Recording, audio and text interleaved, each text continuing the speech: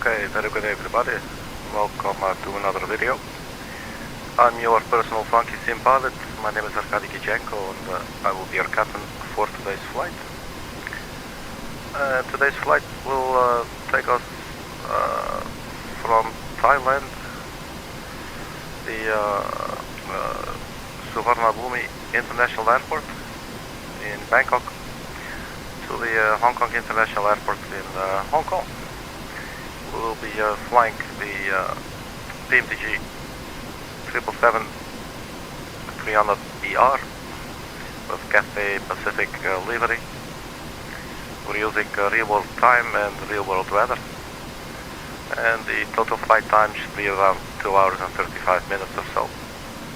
We will not be using GSX today, and we will also not be using the Aerosoft simple traffic tool, because I wanted to sort of benchmark a little bit my new PC, see how it's going. So we have some ugly looking liveries and actually models there with a pointy nose, but we're just here for the fun and the flying, which is the fun, which is the flying.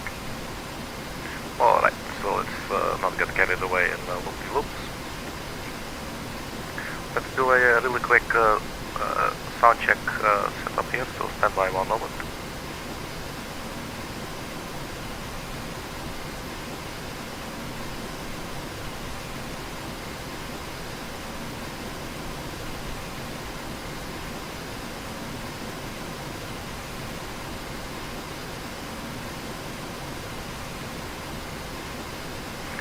Okay, sounds good to me. So then I would say let's hop on into the flight deck. So the 777 has basically already been, it's not totally cold, it's already been heated up, if you will. And so it's up to us to do the rest. It's really been a while since I've flown this beast, so bear with me, we will probably get there.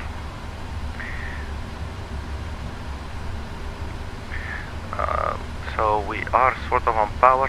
I think we are actually on APU. APU is running. Okay, so they started it up for us. We will need to turn on the Itinerary. That is for our GPS system, so the aircraft knows where it is. You can arm the emergency exit lights right there. And let's just have a look at all these things again.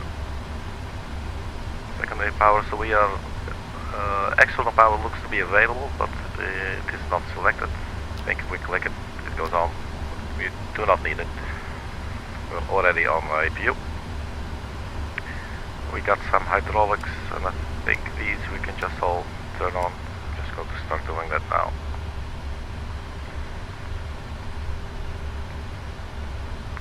And yeah, we'll come back to this in a little bit. Let's just check the lights. We got the nav lights, logo lights, we can turn those on as well. And for now, I guess that is it on the overhead. Alright, so let's look at the flight plan. As I said, we are in Thailand, the city of Bangkok, and we're going to fly to the northeast of us to Hong Kong International Airport. Whoops.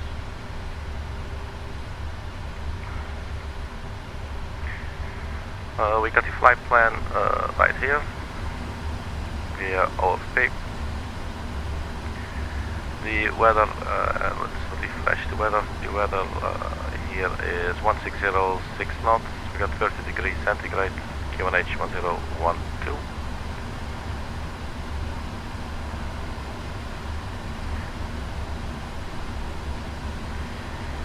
Now I do have to think, because I believe this has a system here in the middle as well. You got your checklist there if you want. So let's actually put it there. Oxygen, let's say we test the oxygen flight instrument. I think maybe we should first do the FMC setup here. Just there you go. Alright, FMC. So we are the 777-300. Are we on the correct Alex cycle? April 18, May 16 of 24. does not really, yeah, there you go, nav data out of date. I believe we can actually update it through here.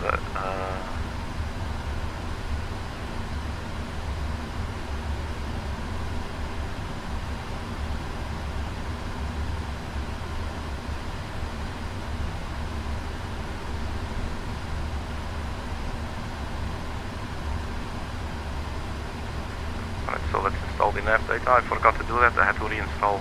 I installed it, this aircraft. Something wasn't working properly. I had to reinstall it, and I totally forgot to update the nav data. Nav data update complete. Beautiful, beautiful, beautiful. So the aircraft still trying to figure out where it is, I guess. Can we see anything here? Nav aileron turn, inertial. Okay. So enter inertial position. Let's get this out of the way from now. Position, well, we have to go there anyway, so we are now in the correct cycle. Position initialization, so the ref airport. I do forget the ICAO code, Victor Tango Bravo Sierra.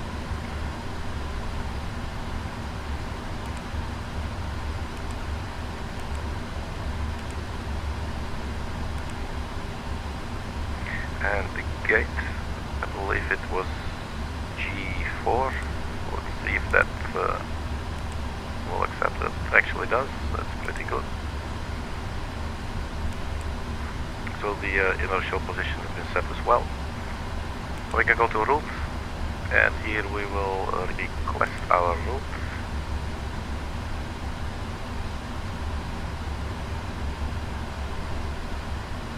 Let's see how this is going. So we activate, execute.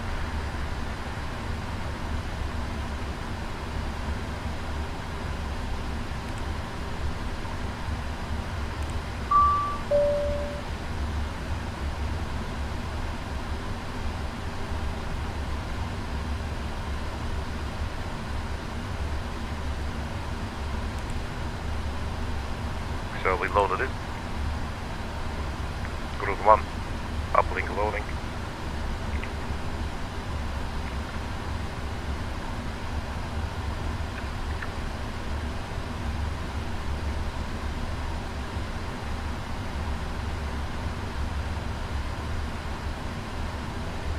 And we execute.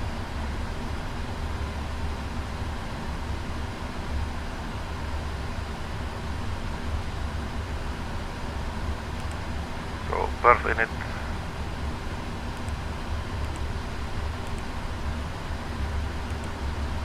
Zero fuel, it takes it from here. Let's see. Cruising altitude 350, cost index 85. Let's just have a look at that. Let's see if I can use my shortcuts. I set them recently, but I forget using them.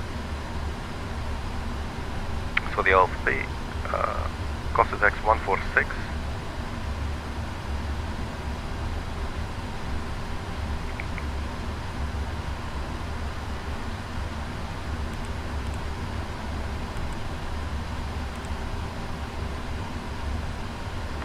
Not sure if it's so let's reject. Request or payment. How is that going to work out?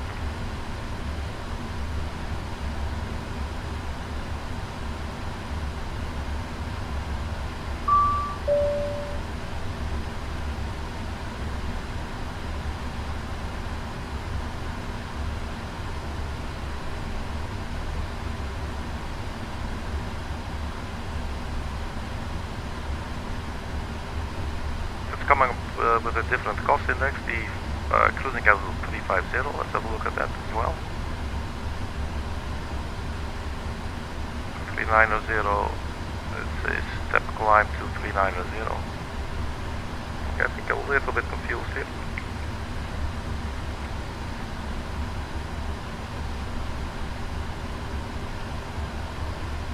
This is some different flight plan. Flight publish. It's definitely some different flight plan, so checked.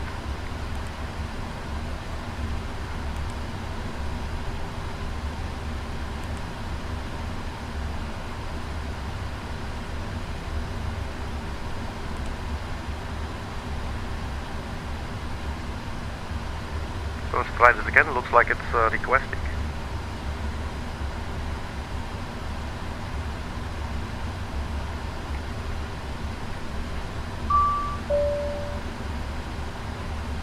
And then we loaded it.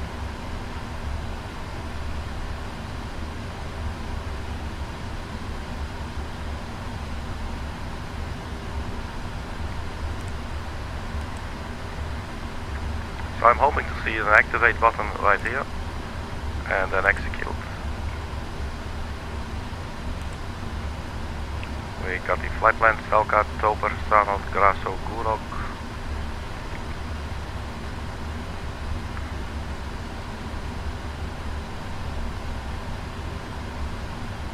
SELKA, SANOT, GUROK, SIKOU, CANTO. So that looks fine right there. Let's also put on the departure and arrival then. We are taking off from runway 20 right, and we would have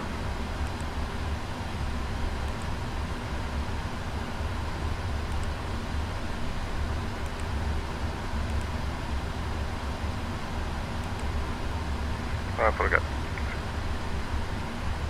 SELKA 1 Echo. SELKA 1 Echo. Execute. Then for the landing, we will be landing ILS 07 left. The CANTO 3 Alpha arrival. We execute. So we should be having an entire flight plan in here. There might be some flight discontinuities or route discontinuities, like here from Limes basically onto the final approach. So we're going to leave this in for now. So basically we have the route set up, so then if we go to the INETREF page, let's recheck this. Is there any way we can request? Let's just try this one more time, and if it doesn't work, we just enter it manually. Maybe I could have done so, but it's also nice if it works, you know. So the request has been sent.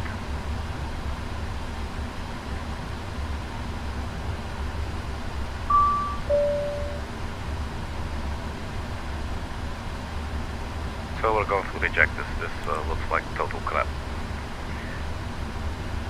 Alright. Let's see.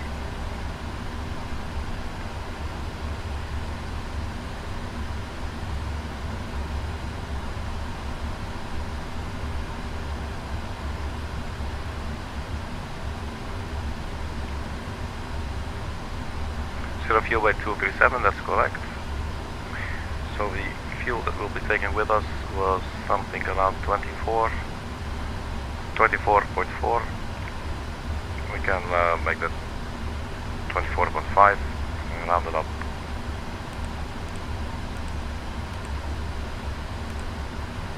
Oh, that's not the reserves. Let's see if we can delete that, shall we? Invalidly, so we just overwrite it, that's fine. So 24.5. Put that in the fuel. There you go. And the reserves was 7.4. 7.4 for the reserves. The cruising altitude was flight level 390 and constant X146. Max out flight level 363. Yeah, it's interesting. Let's leave that for now. It's probably a really stupid idea, but you know, let's have some fun. And then thrust limits. So I guess it's time we see if the calculator does anything. Pardon me there. So performance tool. Departing.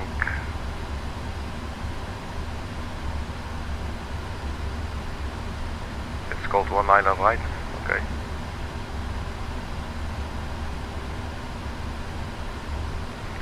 One, two, one.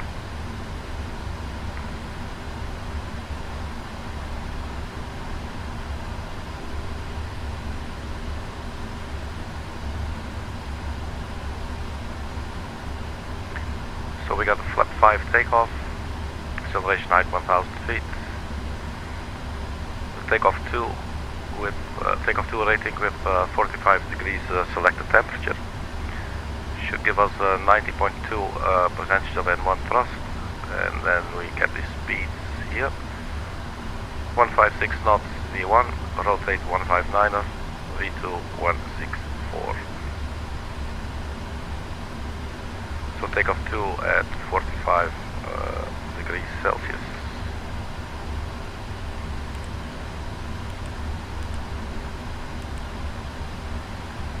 That actually gives us 90.0, but I'll take it. Take off flaps 5.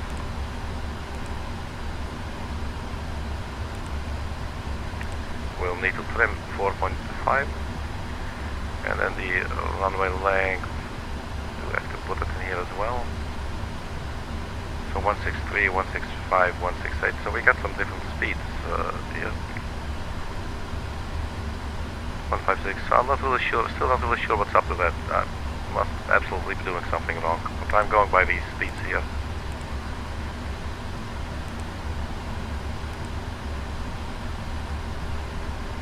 Takeoff gross weight.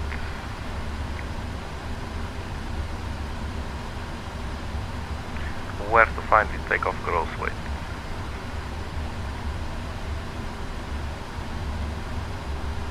Is that the same as takeoff weight? I'm not sure. Hopefully we can get away with not putting anything there. So basically it looks like it's been set up.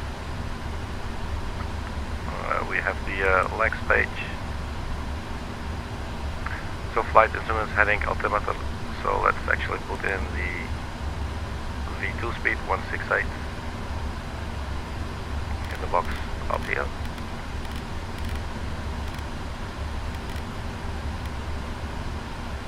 The aiders are aligned, so the aircraft knows where it is.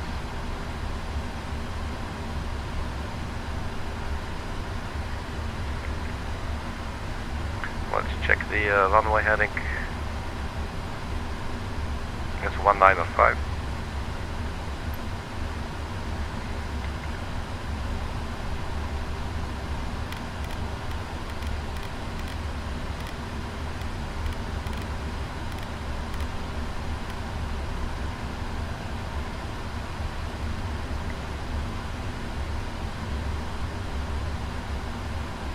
So yeah, it's definitely been a while, man. I can tell. But I'm really happy to be flying again. The altimeters. Let's see. The weather up here at 1012.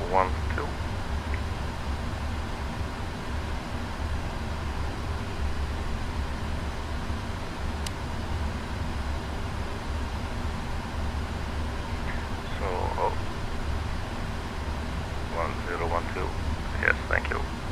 That goes on both sides, I believe. That's very nice.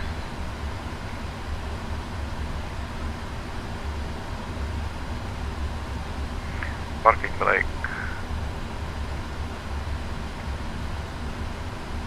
Oh, this is also probably simple now.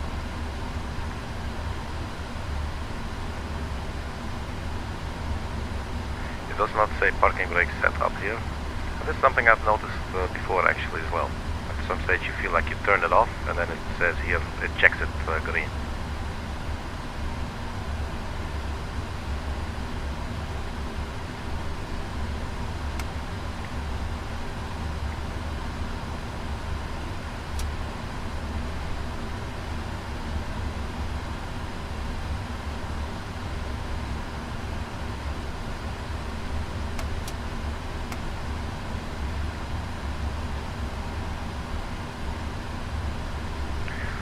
Let's first maybe just set up PMDG setup, and I believe it was options simulation.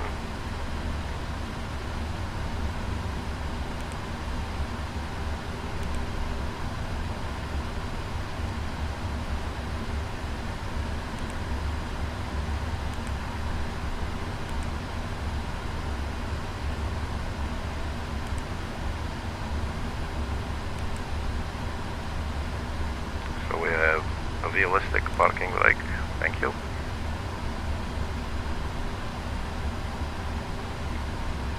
So that would mean you press and hold the toe brakes, and then the parking brake comes on.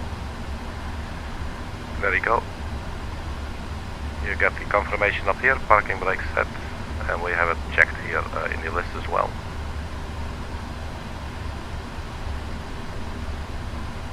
It's the brake accumulator, so there is still some hydraulics going on.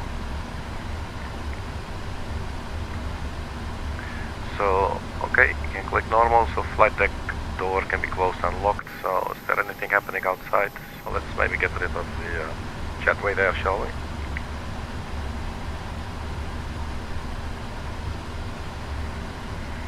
So jet connection release.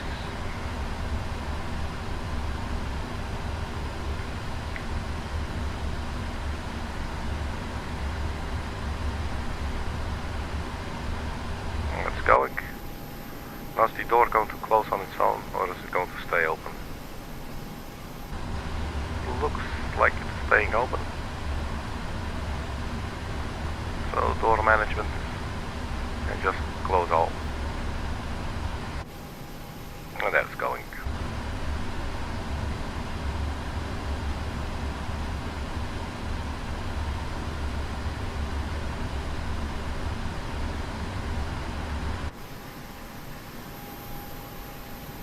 So not sure about these baggage handlers. These doors still appear to be open.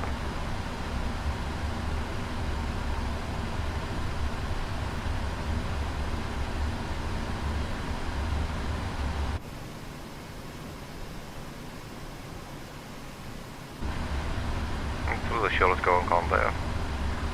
Close all. Open all. Close all. That must look really funky.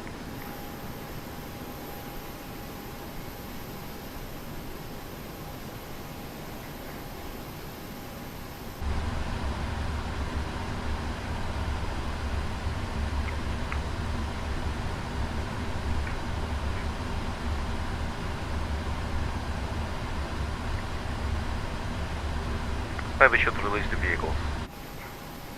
There you go. And the doors are closing.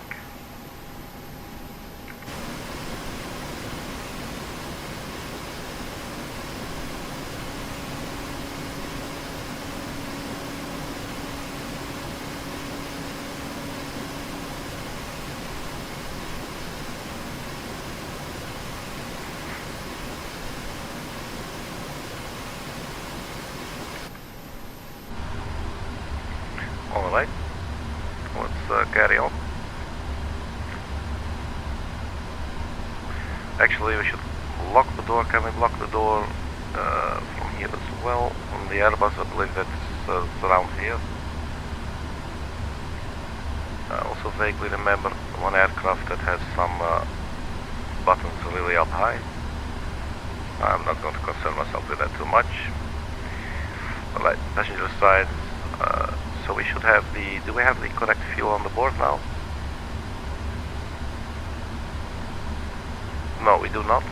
So it looks like we have to set the fuel manually for now, which is perfectly fine.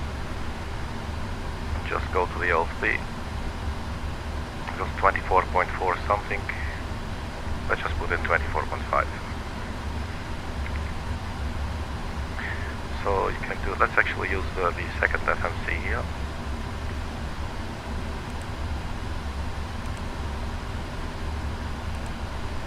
And FS actions, fuel, and we're going to be taking 24500. There you go. Not sure what that fuel density is saying, it's trying to tell us right there, but so we got the correct fuel on board. So the passenger signs, that is seatbelt sign can go to on. MTB V2 heading track altitude. So let's set the altitude. Let's just jump straight to 390.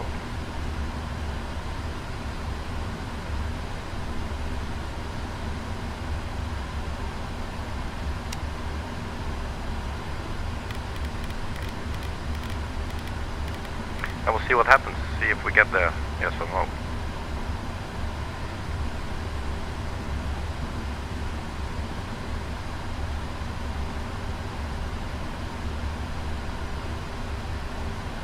Takeoff speeds, we have set those. CDO pre-flight trim, so we need to trim 4.5.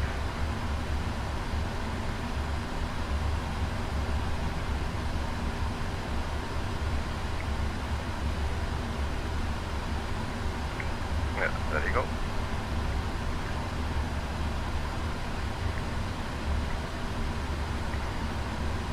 Taxi and takeoff briefing, let's complete that and let's turn on the beacon. There. Checklist complete, go to normal. So before taxi, anti-ice, recall check, auto brake to RTO. So let's leave that for a little bit.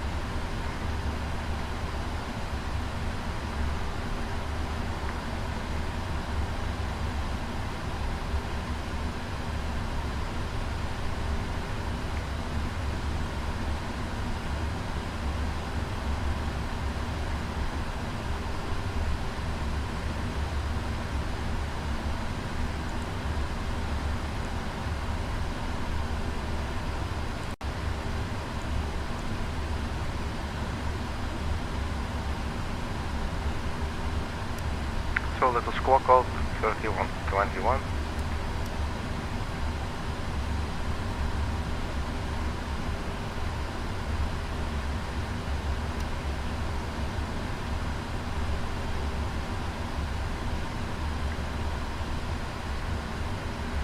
I think we're getting close. I don't know about you. Flight director on both sides can go on. And lateral navigation and vertical navigation. Autothrust is armed. Let me just check something real quick.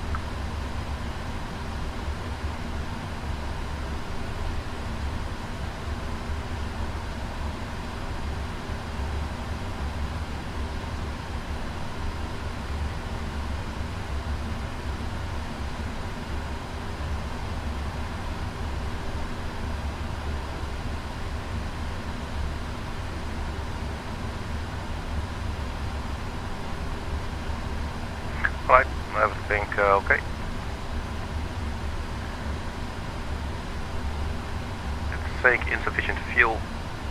That is not correct, but we could have a look at the winds. And I believe it's at progress maybe.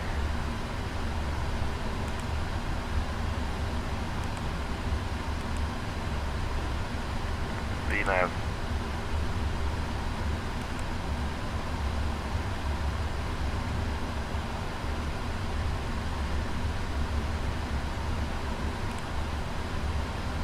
Forecast. This is the descent forecast.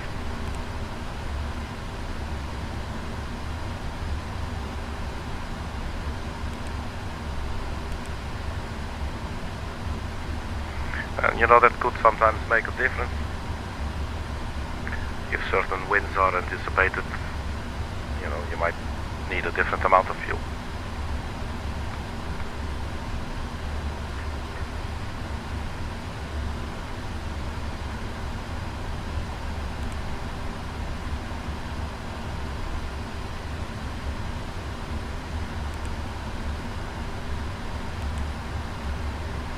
Climb does not have winds then.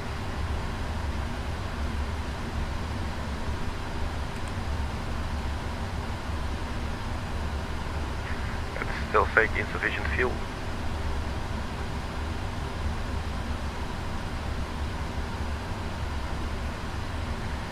But I guess we'll see that in a little bit.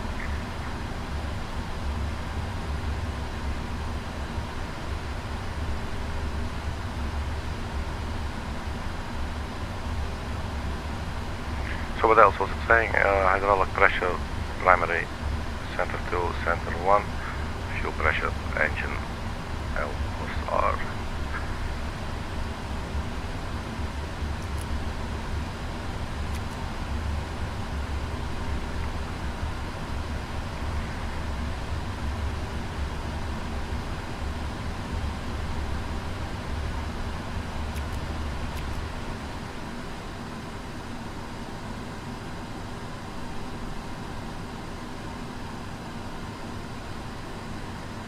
That's definitely doing something.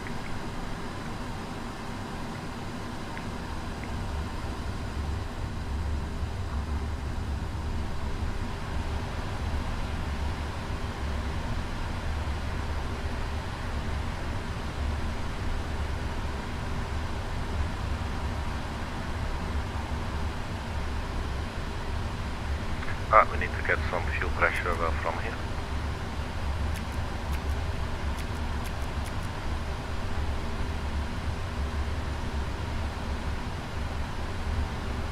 I'm hoping that's going to get rid of let's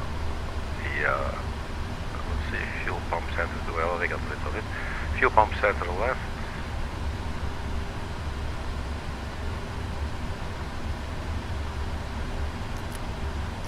I guess we do not need the center fuel pumps. There you go. Insufficient fuel. Hopefully that's going to change in a little bit. Otherwise, you know, we can always crash. Okay.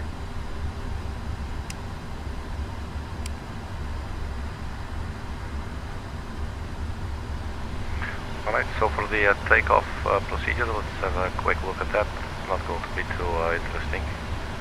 It's just a turn to the right, I believe. Let's see, standard instrument departure. But it was not pinned, was it?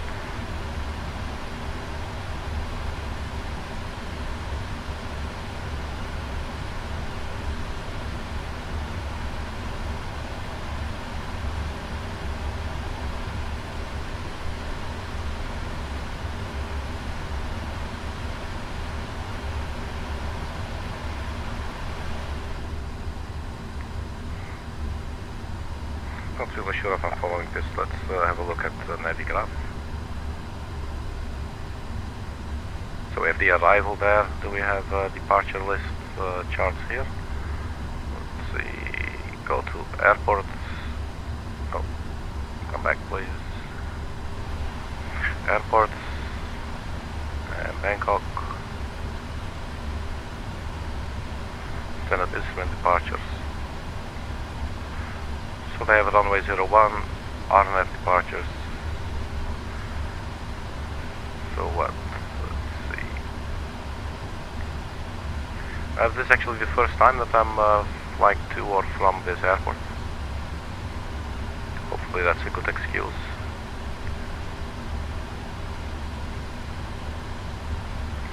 Runway 20 right, RNF departures. So let's just open it.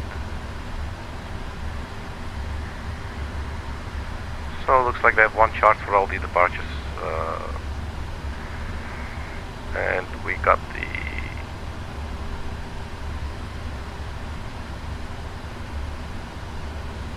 was then Settle 2 Echo.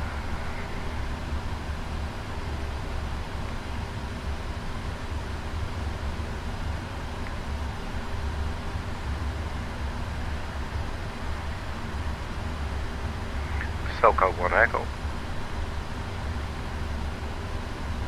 I don't see a SELKA 1 Echo here anywhere. So there was a continued, so let's open up that one. There's our SELKA 1 Echo. Let's put a pin in it in case you want to look at it later. So SELKA 2 Echo, that would be out of runway 20 right. Let's see which one is that.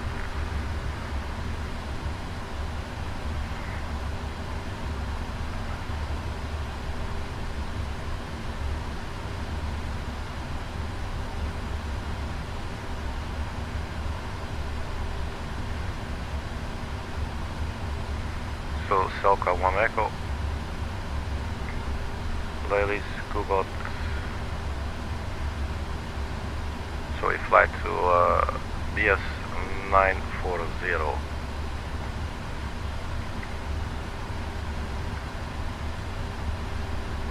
There you go, BS 940. That's the first waypoint, basically on the flight plan.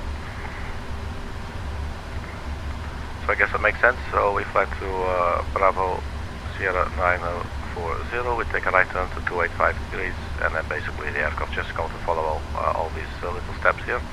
So take off, right turn, in case you want to fly maybe a little bit of the leg ourselves, you know. And taxiing will be very simple. Let's see, can we use a different camera for that? So the runway is right there behind us. The holding point is actually right here, so that we'll just push back with the nose to our right.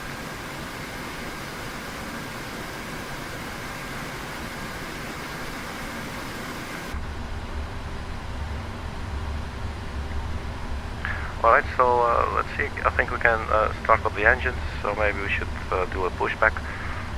Do they have a pushback enabled now? I'm using the latest version.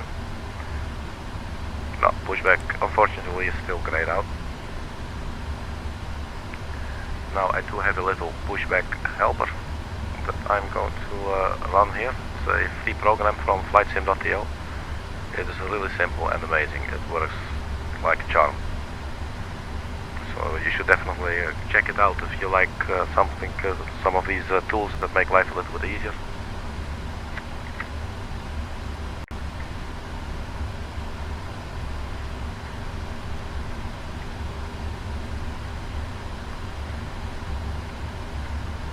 See if we can get rid of the chocks.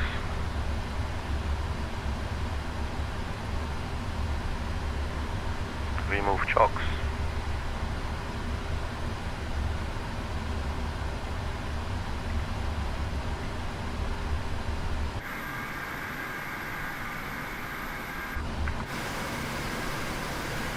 Okay, so that looks to be connected.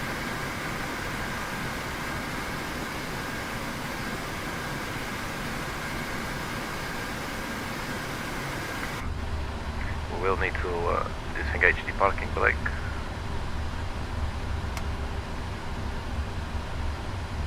And reverse.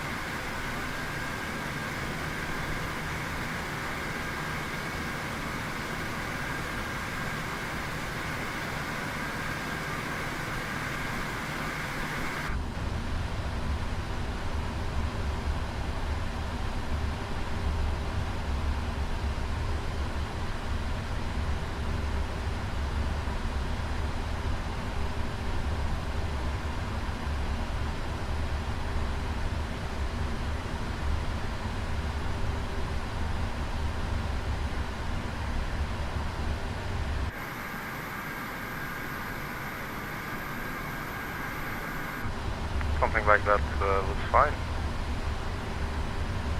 Let's stop it right here, disconnect the tug and set the parking brakes.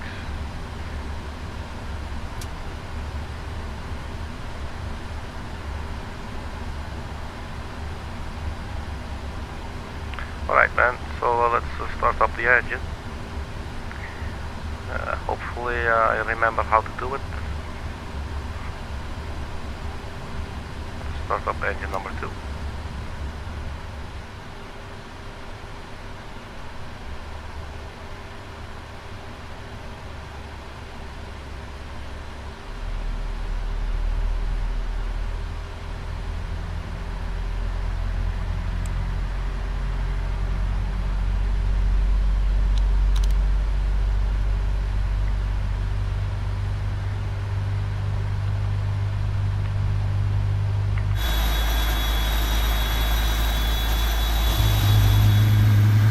Those sounds, man, they're just so amazing. One of the amazing things with Microsoft Flight Simulator is the sound. It's really cool.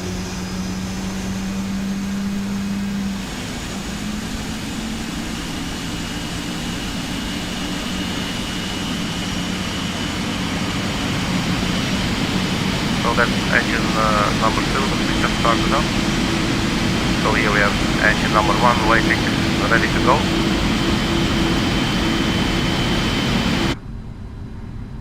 So that's so noisy, man. Engine number 2, or engine number 1 I should say, start.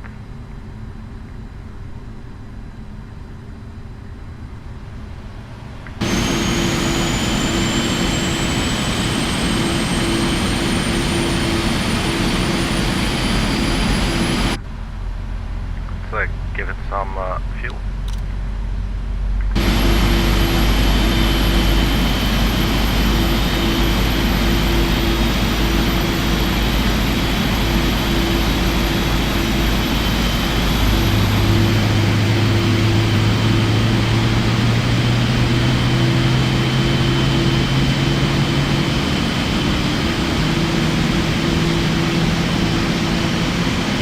Alright, so we got 2 running engines.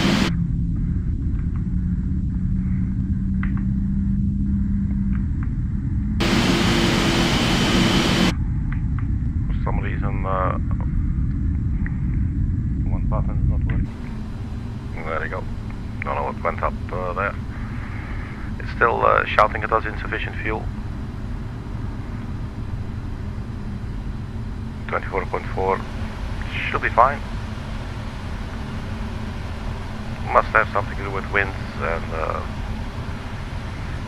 maybe we skipped something.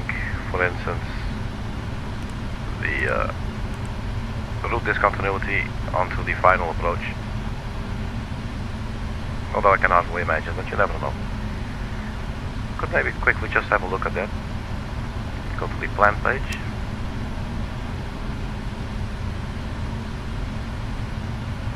It is now, I think, then on Limes. So from Limes we should go to, I think we can just hook them up like that. We can just connect them. Come on, insufficient fuel. You can do it. Go, go. Okay, but this is what we'll do. So we go back to map.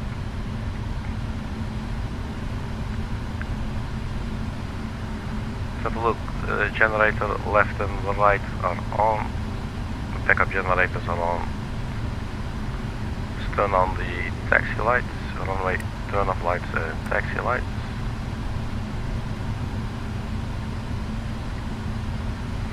Cool, I hope I still know how to fly this thing. Still staying insufficient fuel. Let's quickly check the VNAV page. Not sure if there's anything to do with the cruising altitude that we set at 390, but it does say so in the OFP.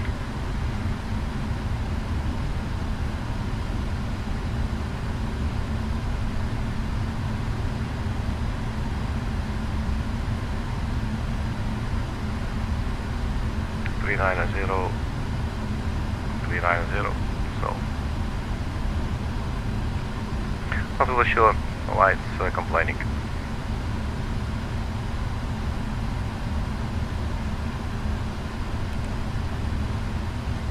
Cruise does not appear to have winds, I believe.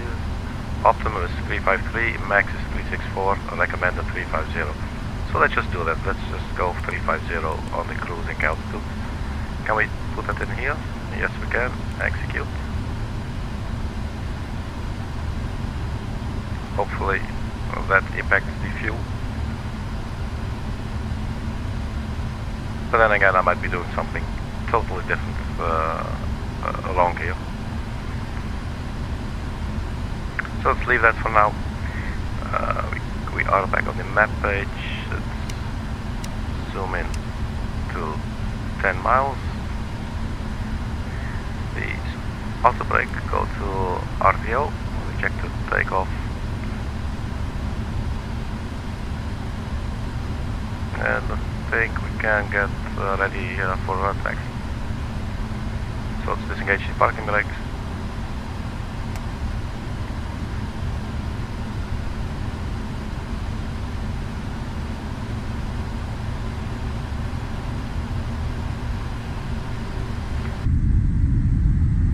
So there we are, moving.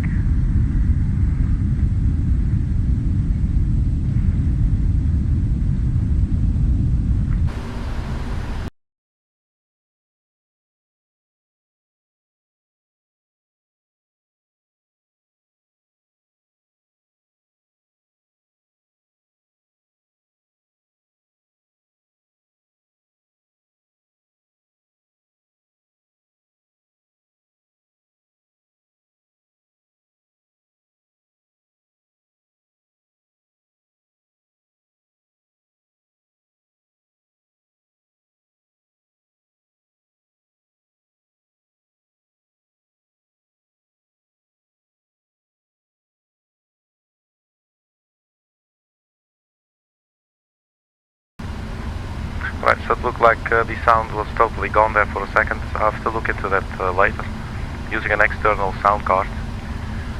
And yeah, sometimes I've noticed yesterday as well, it will all of a sudden just switch, so it's a bit weird.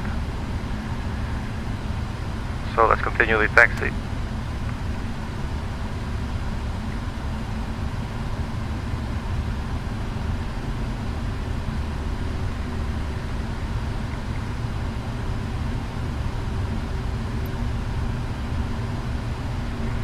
So we just follow T17, take a left onto Delta, Echo, and Echo 3. We cross runway 20 left.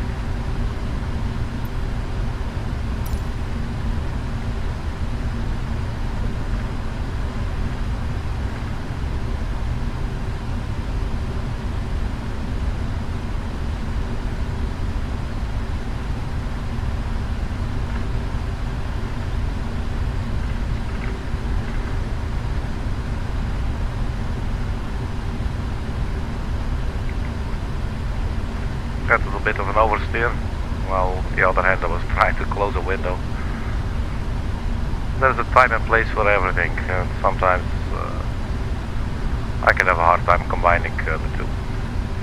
Actually, it does not look like we are allowed to go straight here. No, we are not.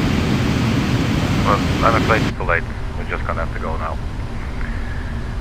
Please don't let my boss know.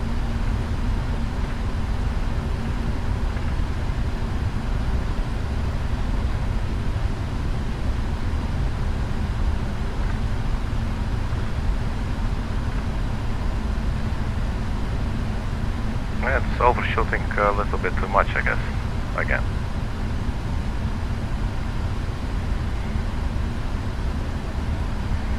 Anyway, looks like we're here. Let's center it.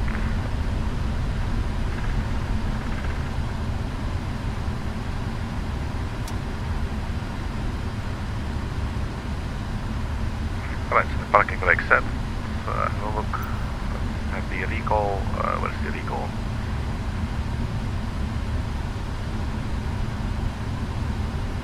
That's the recall button.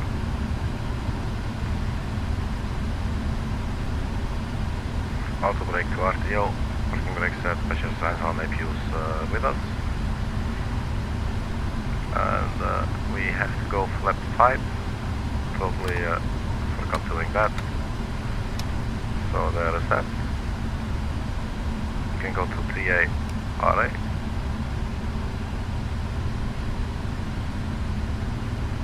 And the strobe light can go on, and the landing light can come on as well.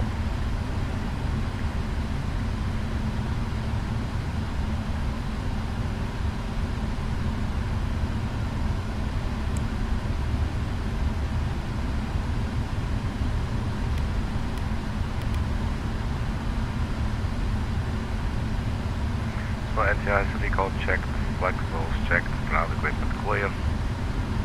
A little bit late, we already taxied before takeoff. Set your flaps 5. After takeoff, landing gear up, flaps up, and then you have your descent checklist. Alright. Let's have some fun. Parking brake released.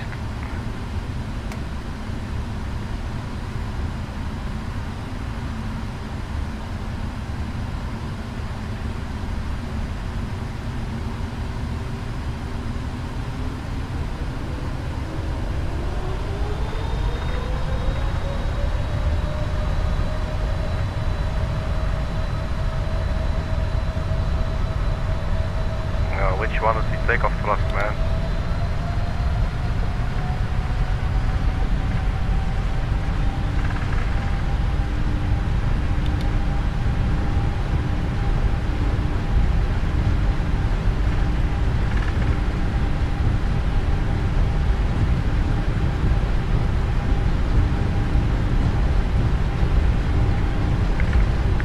I'm gonna go toga thrust here. That is still possible. Okay, well, yes, everyone.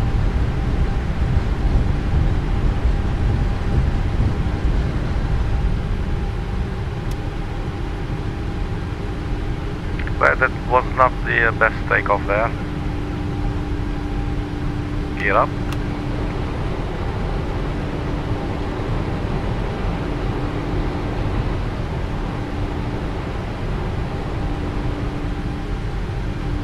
Let's just engage the autopilot.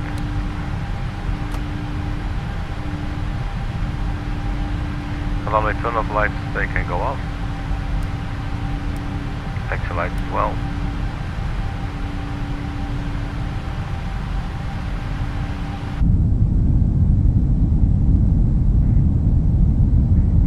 So that's Bangkok from the air. There's either a lot of smog or a lot of mist. Or a little bit of mist.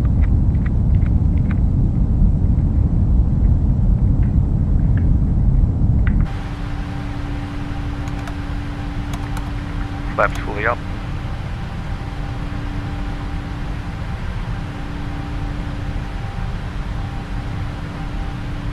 Autopilot is on, flaps are up.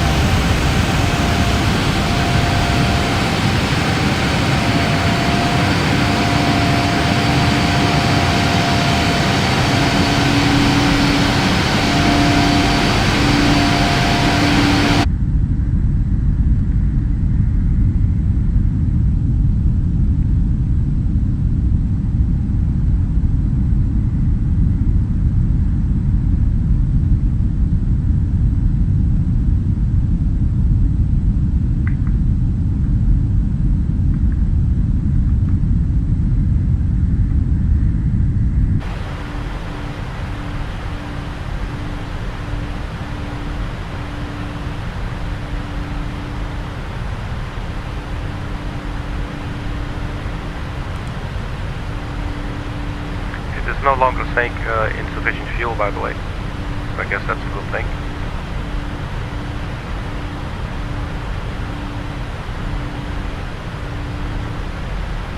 So I'll quickly be stepping into the galley, so I will be right back.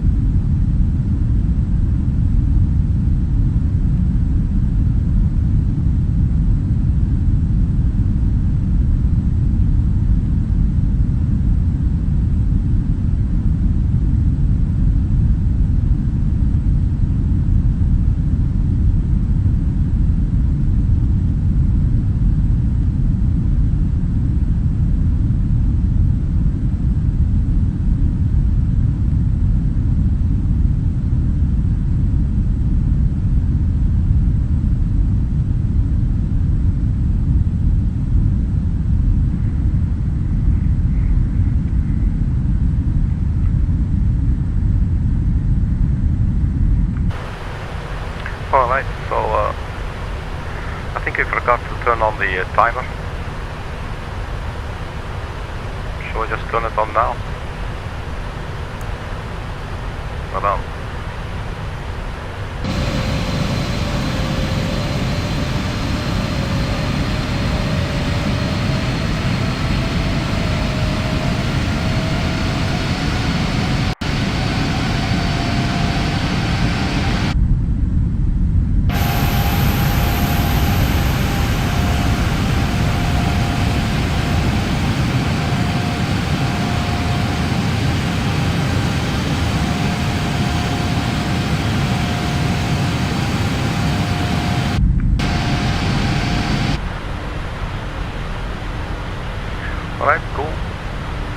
11,000 feet. Release the passengers and turn off the landing lights.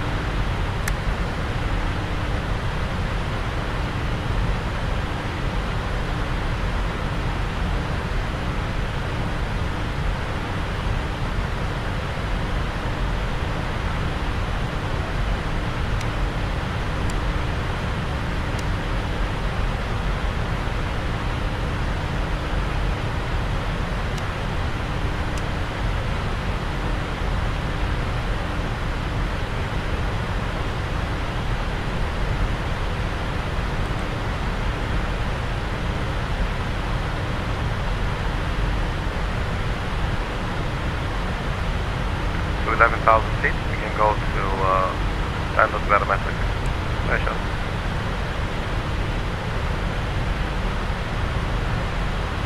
So the top of climb is right there. See it turn on, I think. No.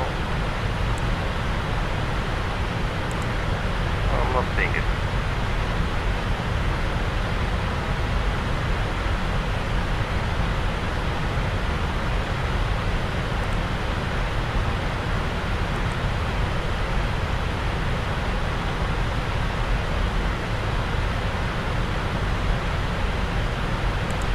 The compass is on COM as well.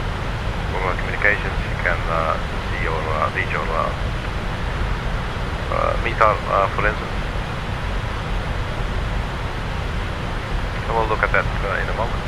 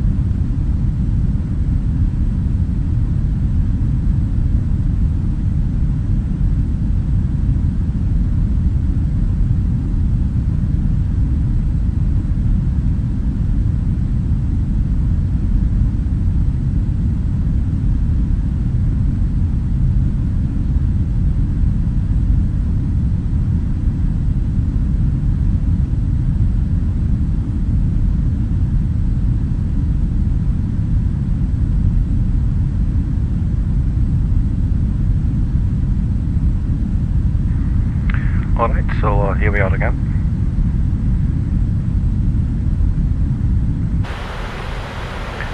And back onto the flight deck. And passing through 4,000.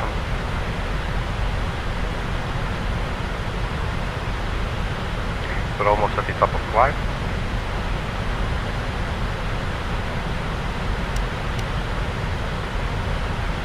It's in about 40 miles.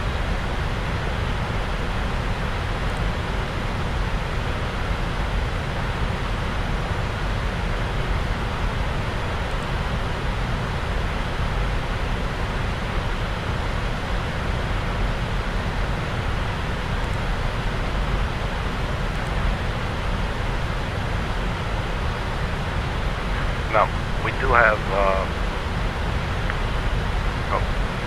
click the wrong button there. We do have the weather information down here in the left corner of the S3. We go to arrival, that says Hong Kong. Wind 020 11 knots. Fuel cloud 1000, scattered 1500, broken 2515 degrees, QNH 1020.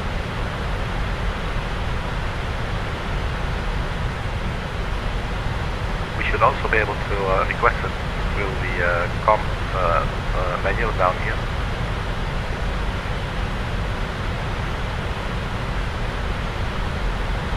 Flight information, status request, and then airport. I believe you type it down here in the scratch pad.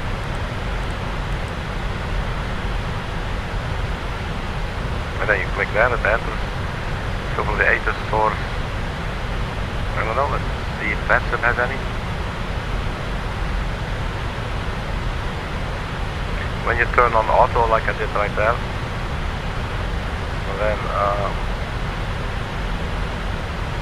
then you should be able to keep on receiving any updated ATIS information.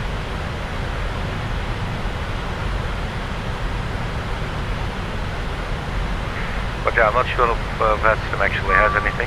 Well, at least there's some message coming in.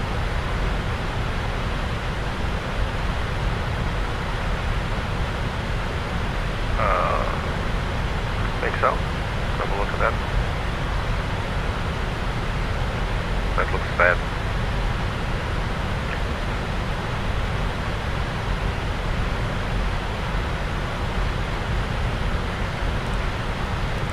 So we enter it again down here on the scratch pad. Wait to see. Status request. Well, let's ask PMDG. Maybe they got some magic server running somewhere, coming up with all the, well, basically we have it right here on the tablet, you know, so passing flight level 2905 almost. About 20 knots come out from top of climb.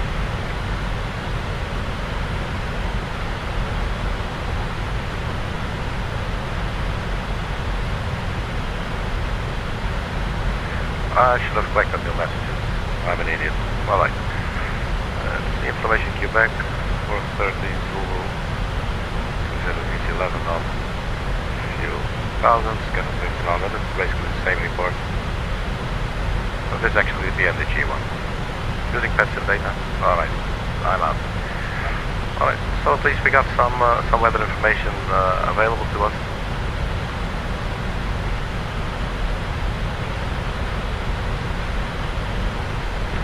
I don't know, but it feels a little bit lonely up here. What do you say? I mean, you could maybe pretend that these two are eyes, and then this here is like the mouth or something. You know, you have these whip-looking faces with Cossack wearing Cossack hats. That's pretty cool.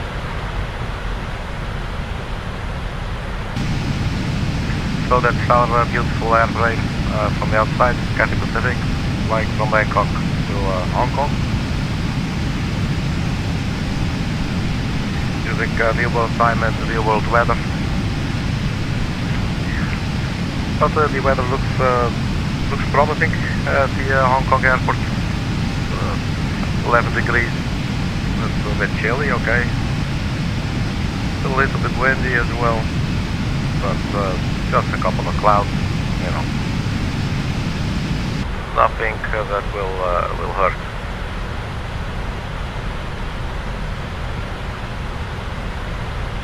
Alright, so we're almost at the cruising altitude. I'm really glad that the insufficient fuel message there is gone finally. You do not want to be flying, do not the proper amount of fuel, obviously, you know. But at the same time, you know, as I always say, don't worry people, we will land. This aircraft will come down eventually. But obviously, you know, it'd be best if it was voluntary.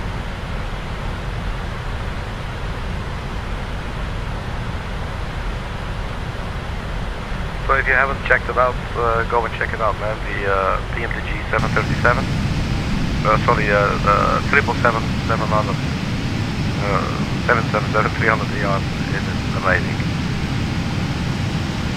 It does not have a pushback function in it yet. I'm not sure if they're going to implement it. The information is there basically on the FMC, but it's grayed out. We get a proper camera angle here for you. So pushback, but that's actually grayed out, so you will not be able to perform a pushback using this. What I use is a program, free program that I downloaded from flightsim.co, and it's called Pushback Helper. Very simple, easy to use, you don't have to install it, it just runs on its own, and it just pushes your aircraft. It creates a little pushback tug in front of you. Alright, so we're flight level 340 now. So about to level off. But yeah, it spawns this little tug in front of the aircraft, it connects it, and you get the dials in your screen, and you can just go left, right, up, down. Alright, maybe not up, down.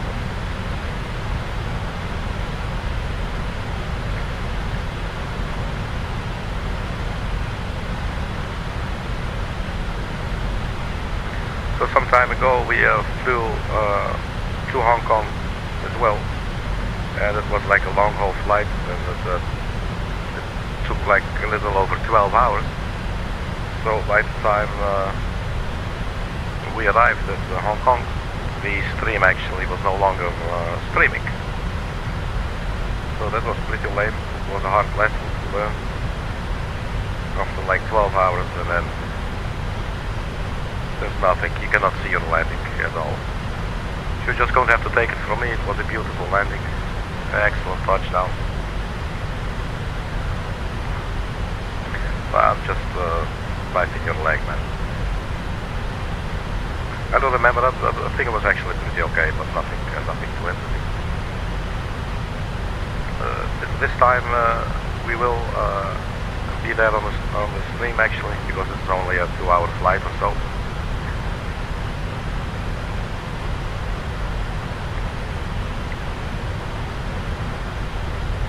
And I really love the Hong Kong area from the sky. It's amazing. The beautiful colors. There's so much water and land combined there. I really love seeing that from the sky.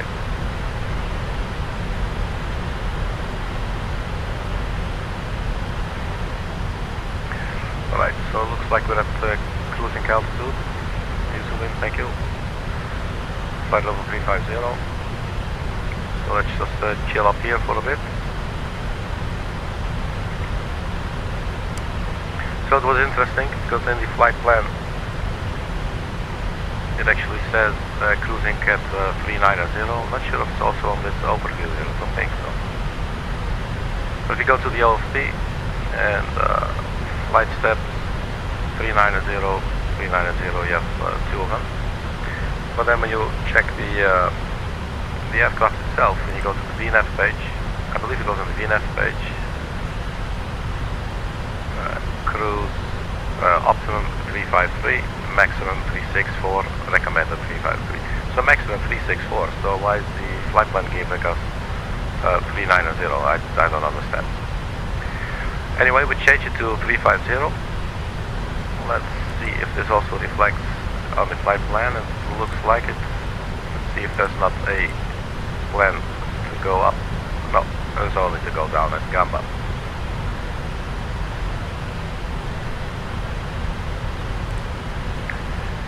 Now the flight disk, the route discontinuity that we had, we took it off, took it out. It was lines connecting to the VHHH.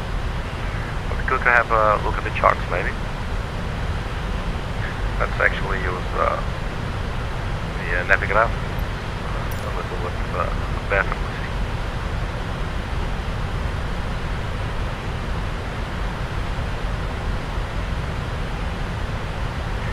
We will be using the CANTO 3 Alpha arrival,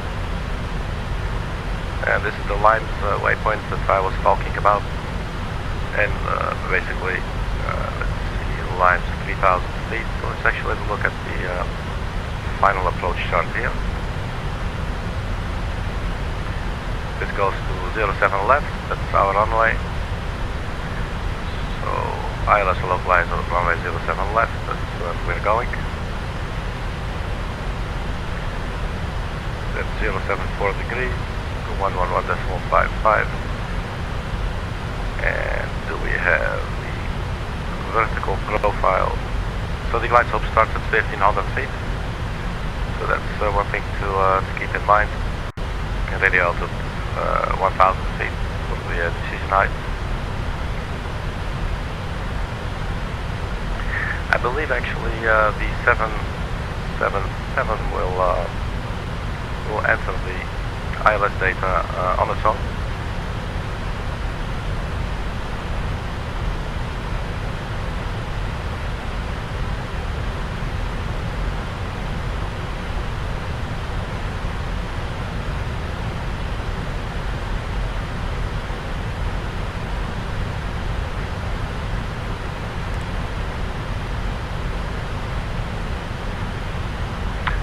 We got some, let's check this wind actually. We were looking for something earlier.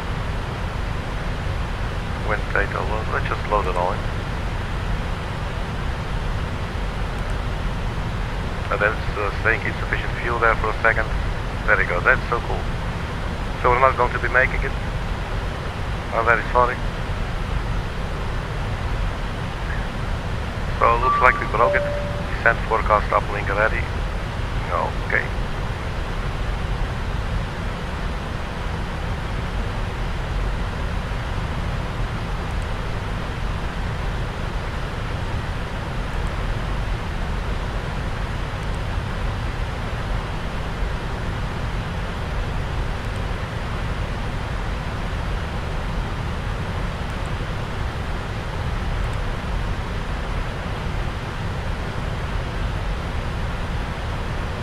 Still curious about giving insufficient fuel.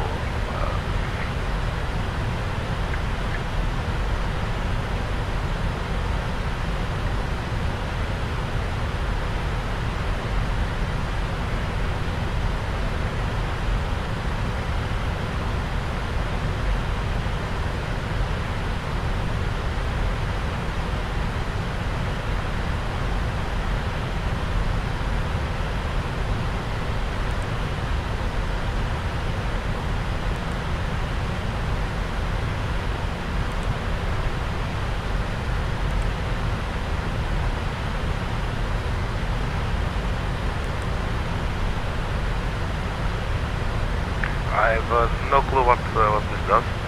Data link ready.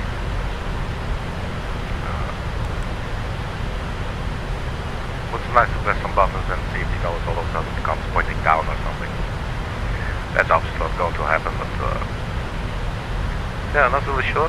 So we basically what we did is we saw the wind page there, and we were like, hey, let's get some wind. And we did request. Said requesting, and we said, yeah, sure, man, just activate or whatever, execute. And then all of a sudden it says insufficient fuel. So it looks like a request has been sent to receive the fuel.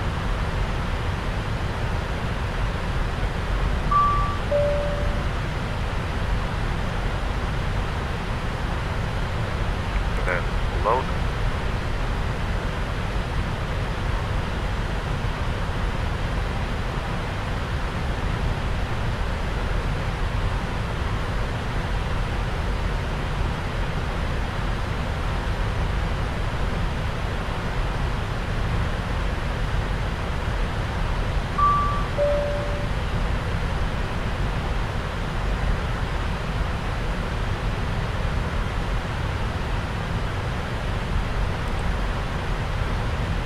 So we execute it again.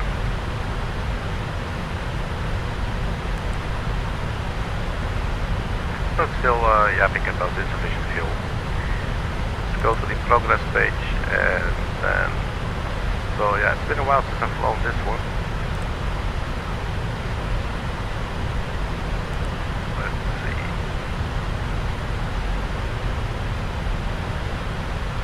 So fuel on board should be 6.5 by the time we land. I think that's what we can take from here. Destination Hong Kong. I think this is distance to go, 775 miles. Arriving at 643 Zulu with 6.5 kilograms or 6.5 thousand kilograms of fuel on the board. Perhaps this is not within safety limits, I don't know, but if you look at the fuel clearance that we get, you have final reserves of 7.3, which is not too far from the 6.5 that will be in there upon arrival. Not really sure why that is. So technically we will definitely be making it, unless we have to do like a huge detour or something. So maybe that's why that message is there. I'm not certain.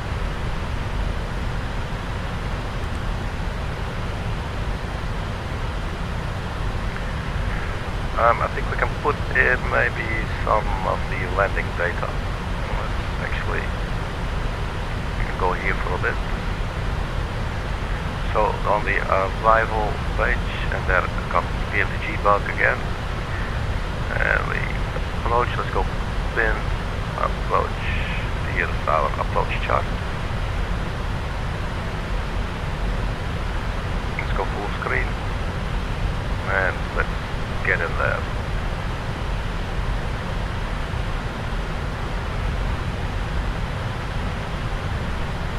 So I think we'll go for the radio altitude of 100.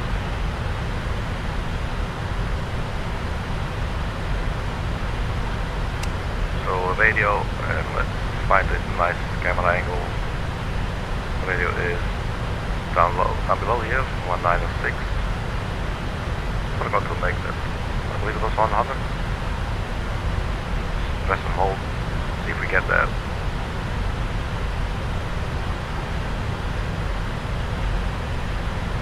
Can hardly see it move, man.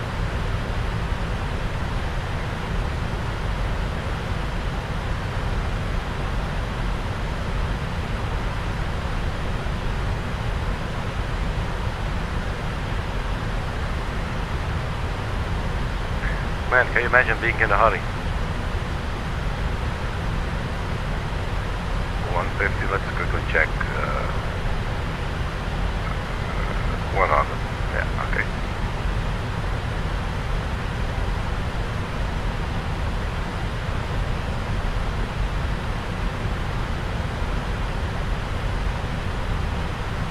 And then it goes in increments of 10 all of a sudden, and then, you know, just keep on going.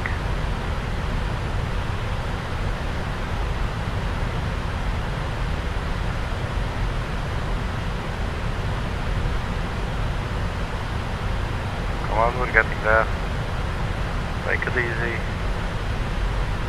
78, 79, 80. You can do it. 85. Getting ever so close, man. Come on. Just a little bit. Where are you? Where's my mouse?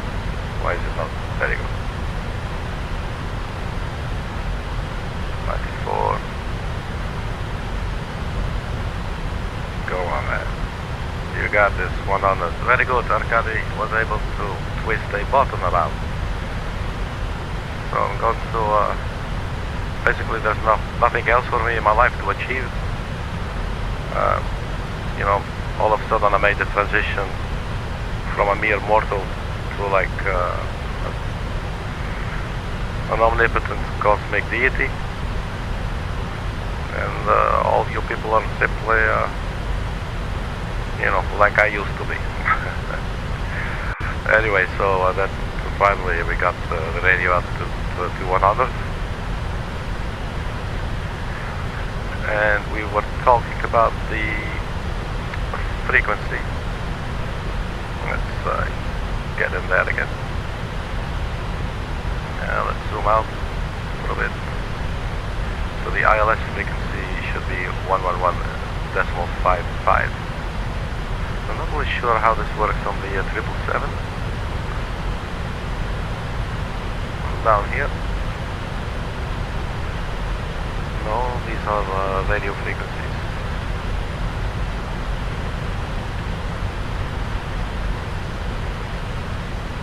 So what options do we have here? There's the Navnet page, there you go. And the ILS park, I believe this, if I'm correct, I believe this means basically like let's park for a second, I'm not sure. I think this will auto-populate later. I wonder if you can put it in manually though, I can imagine it should be possible. It says invalid entry. Oh, that's interesting. And I think these all populate automatically up here, just like in the Airbus.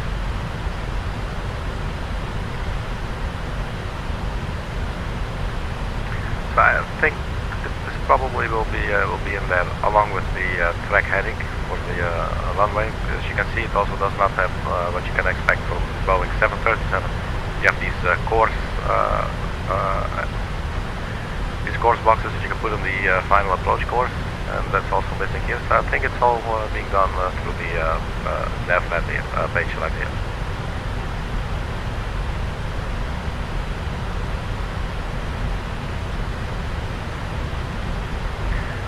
So I believe you can actually communicate with ATC through this. So it could be fun to try something like that online. If that really works, that would be cool. But I've never really given that a shot or anything.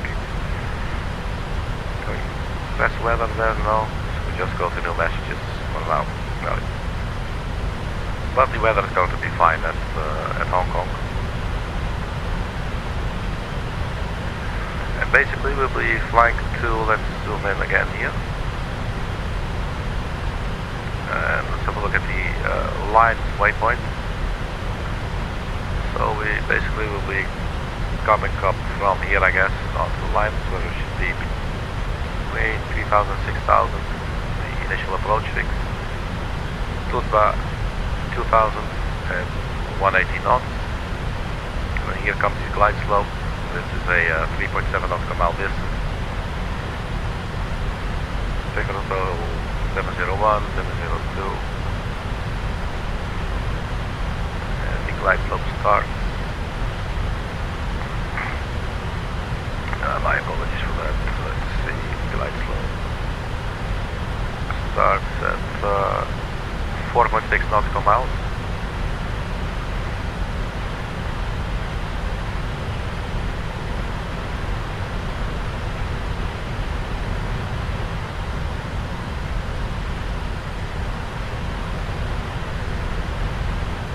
Excuse me, like that. That's better. So fixed page. Let's put a range link around the runway. So let's find it. Runway 07 left. Fixed page. Handle it. Now the pairing.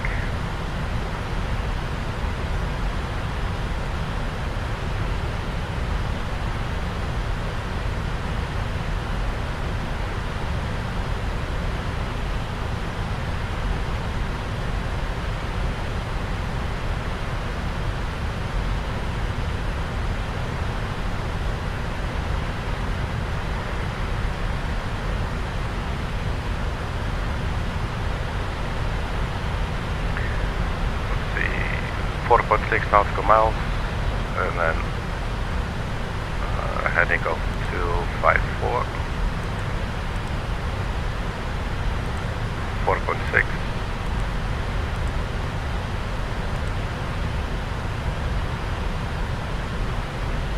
Does not accept.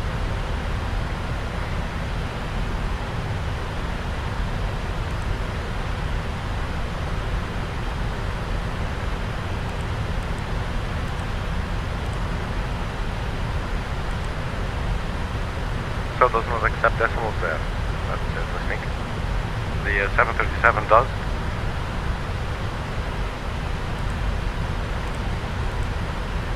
Just try one more time.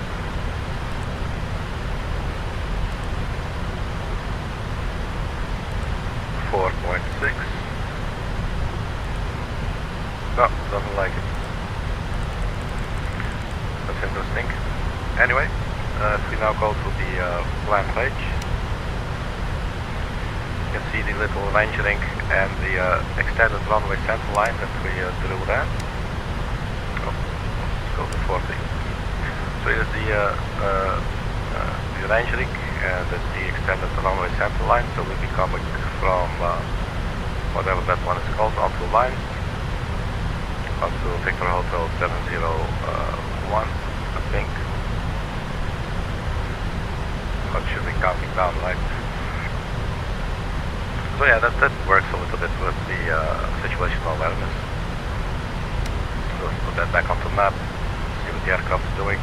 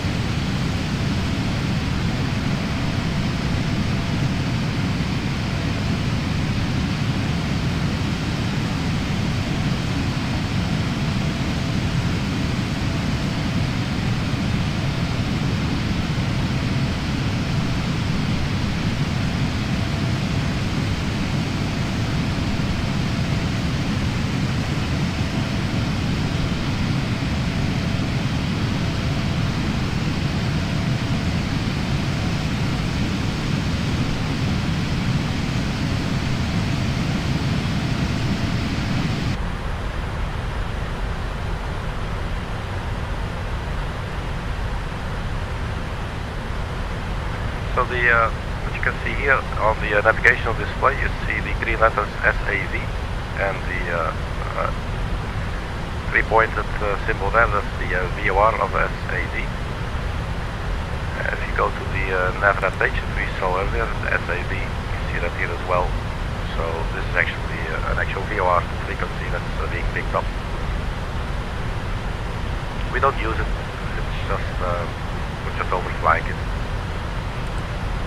It is also in the flight plan, as you can see.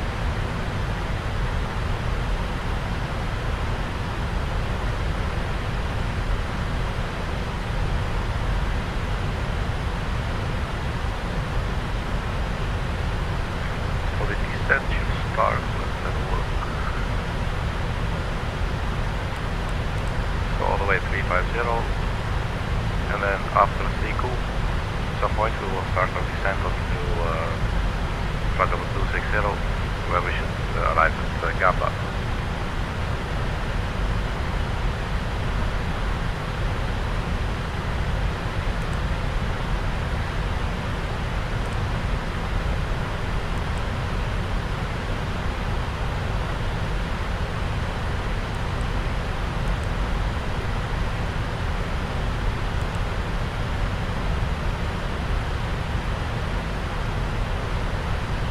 Fuel still saying 6.5 when we arrive.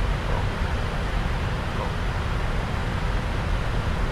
So we're now 38 minutes into the flight. Actually a little bit longer because we forgot to turn on the... so as you can see the left stick of my controller sometimes keeps moving forward like that. So whenever I press and hold my right mouse button, I can see if it's in that position or not.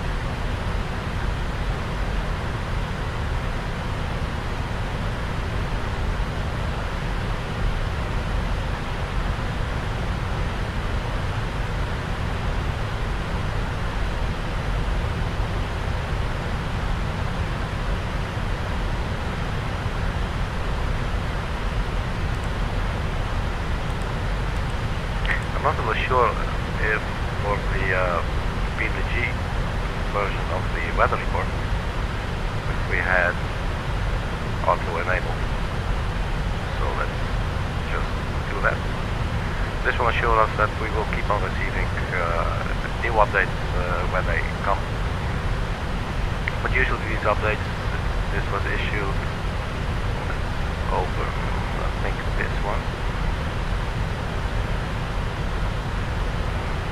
Actually the other one. In any case, 0432, that's when it was issued then. So it looks like it's 1 hourly update. So in about 11 minutes or so we should expect a new weather update, hopefully.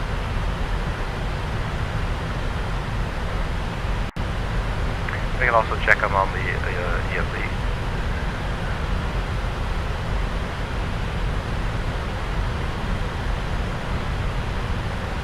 And here actually there's one issue at 0500 Zulu. That's 20 minutes ago. 01012 knots wind, few clouds, 1000 feet, scattered 1500, broken 2500, 50 degrees, inclination 1020. So we just keep on monitoring that every now and then. I mean, you never know, you're gonna land and, you know, Godzilla is walking around, you know, like dropping giant turrets onto school buses and what have you.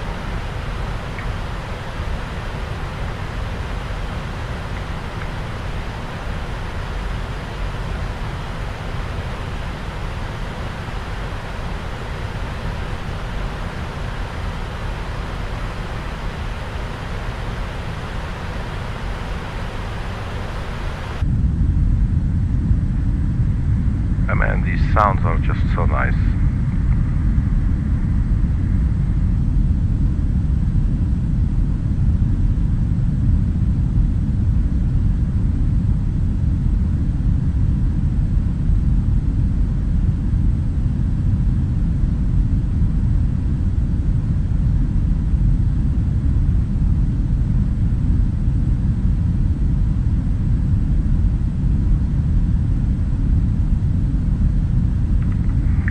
So just nerded out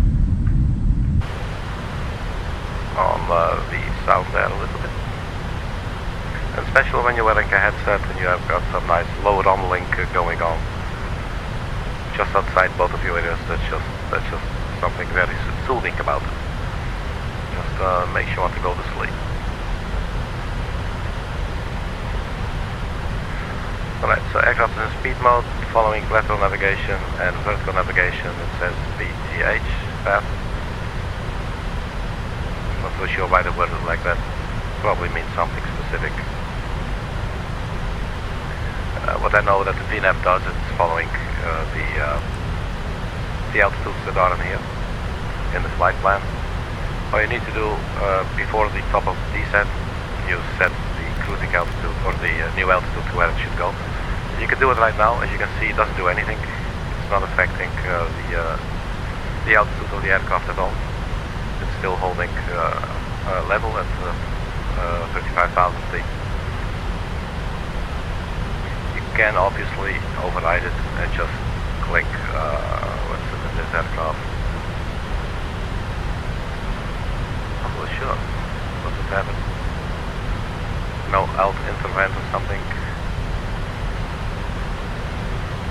approach hole. I think, yeah, you're probably gonna use the vertical speed for this time. Anyway, you could do something like that. We will not do that, but what you do, you set the correct desired altitude in the box before you reach the top of climb, or top of descent. And then the moment the aircraft passes the point of top of descent, it will simply follow all the way down, but it will keep on adhering any restrictions in between. So we could set it like from 350, as you can see right here. Let's get a little bit closer. So we could basically then set it to 260 and it will go down. But if you would set it at 1500 feet, or the point where the glide slope will start, it will reach at some point, it will reach Gamba, but it will not go below 260. And then once it's passing Gamba, it will go down, etc. So it will keep on adhering to the constraints that are in the flight plan. That's a very nice feature. Obviously in real life you will always be clear to a certain altitude, you know. So you're not going to be using it like that. But when you're just doing this stuff on your own, you know, it's a very convenient way of doing it. But basically that's how it works.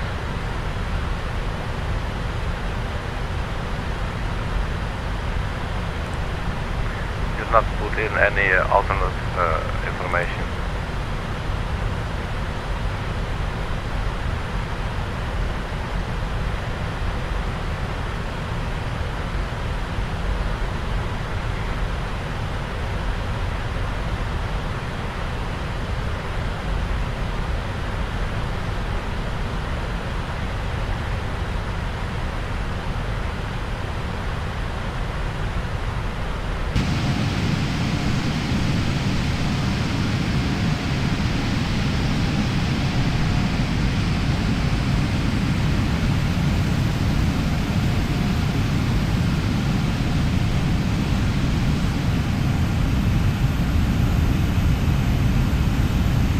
We got some cute clouds ahead there.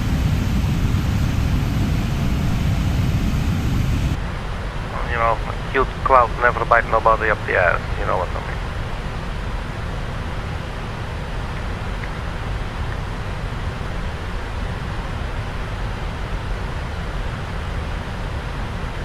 So 46 minutes into the flight.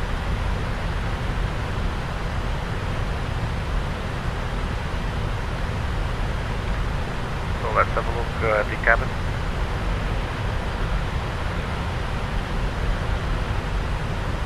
So I'm not sure if we can or cannot open this door. Yes, we can. Look at it. But don't be surprised, there will not be anyone sitting inside. I disabled GSX for this flight. We have a little panel here, but I believe there's really nothing you can do. Or am I wrong? Yeah, but it looks really cool. But yeah, there's nothing you can do.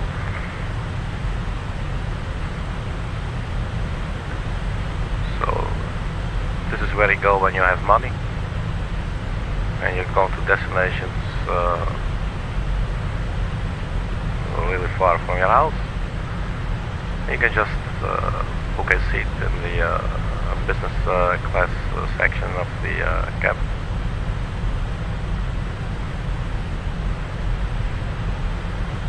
And then there's a second bit as well.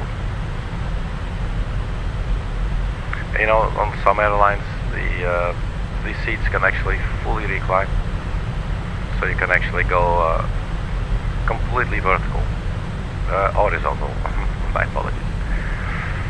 Yeah, so here's the coach class, if you will, a 242 configuration.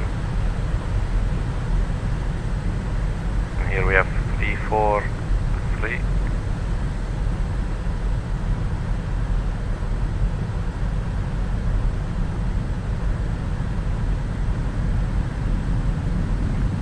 There could easily be a very small piano here.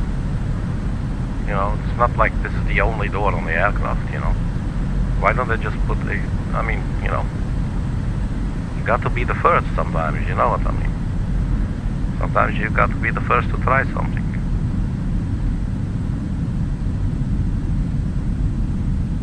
So yeah, it's a really big aircraft.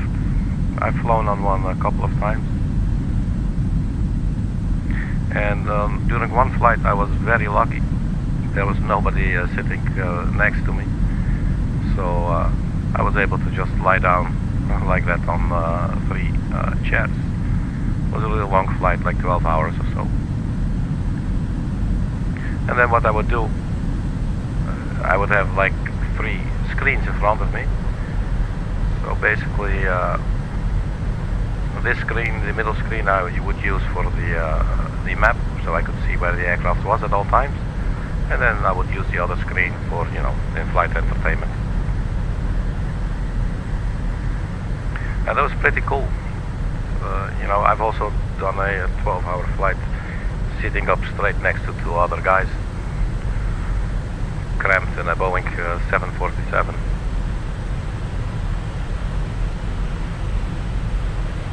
Obviously one day this would be probably a weird but very cool experience. So fly business class and just lay your ass flat down.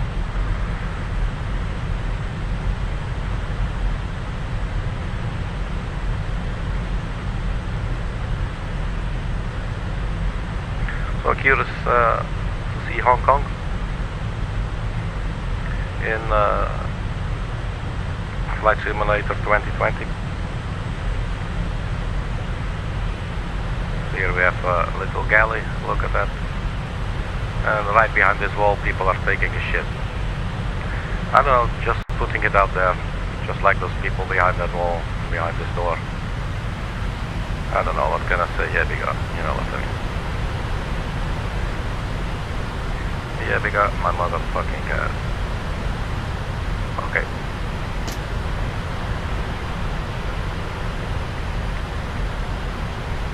Right, so that was a little excursion into the cabin. So yeah, the simulators are running fairly well actually on the new computer.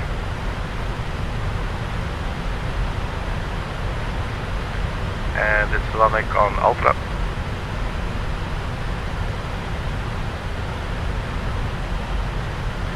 So I'm curious to see what Hong Kong is going to be like. What's the approach? And if there's time for us to look out of the window, then we will certainly do that.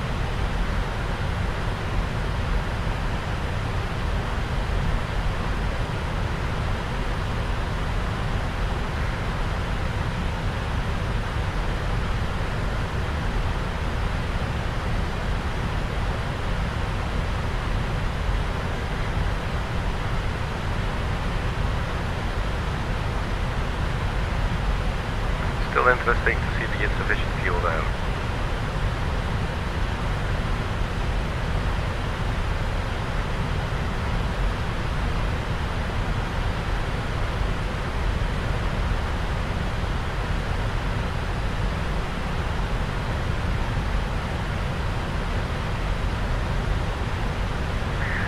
I just saw the bottom flight level change. This one.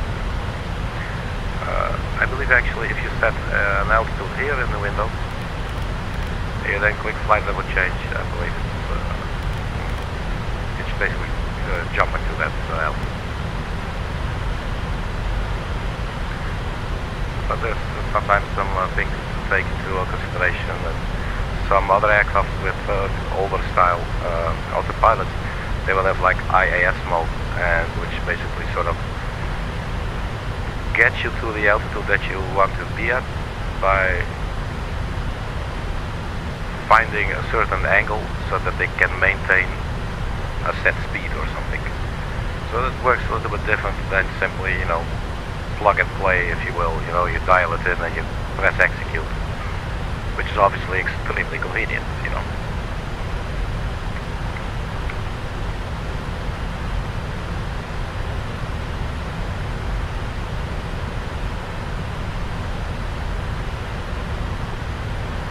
So definitely some more clouds ahead of us here.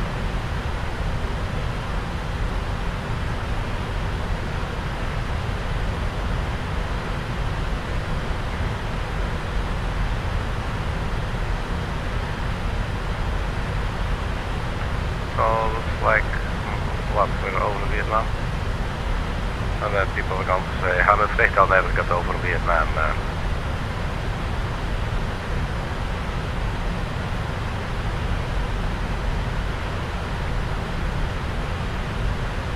Right, so it's not too far, we're about halfway.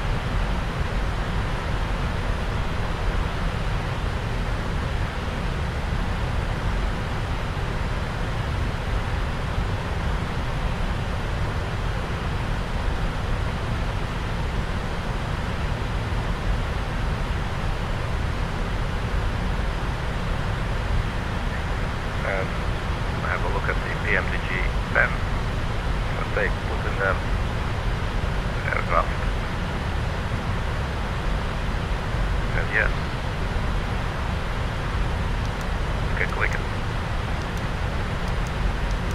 So this for the OCD people,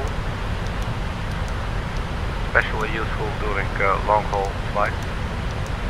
So maybe one day we could do a stream and see if we can get the Guinness Book of Records or something for the stream and just relentlessly keep on pressing that button throughout the entire cruising phase. That could maybe be like 8 hours or something, you know. Yeah, so I guess I should quit my job so we can actually make that happen.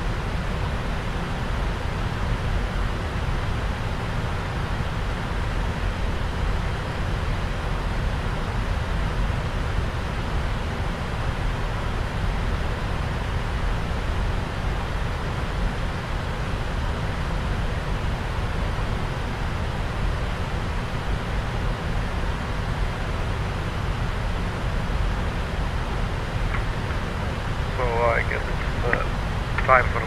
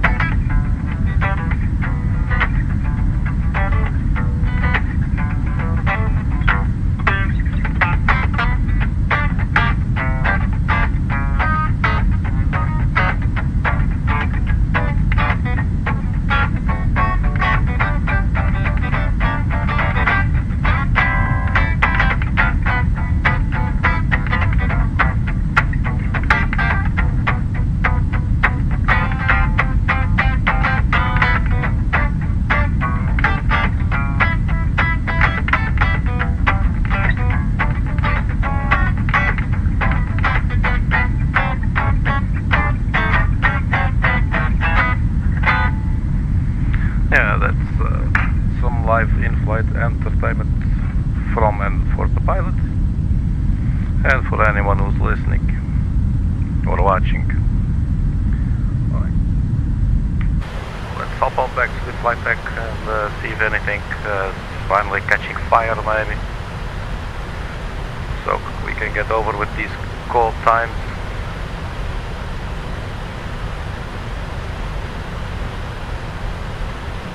Well, we're definitely over water, so if we do catch fire, all we have to do is plunge into the ocean below us and we should be A-okay.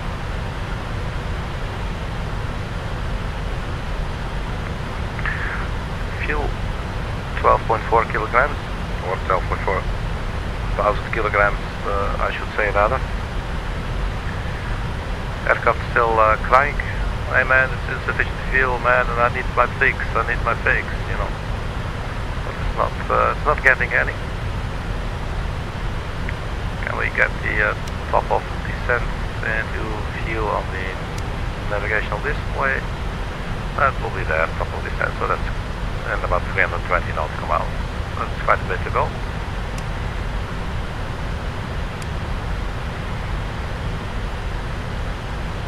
Next stop will be ASSAD at 543 Zulu. That's basically now 6 miles.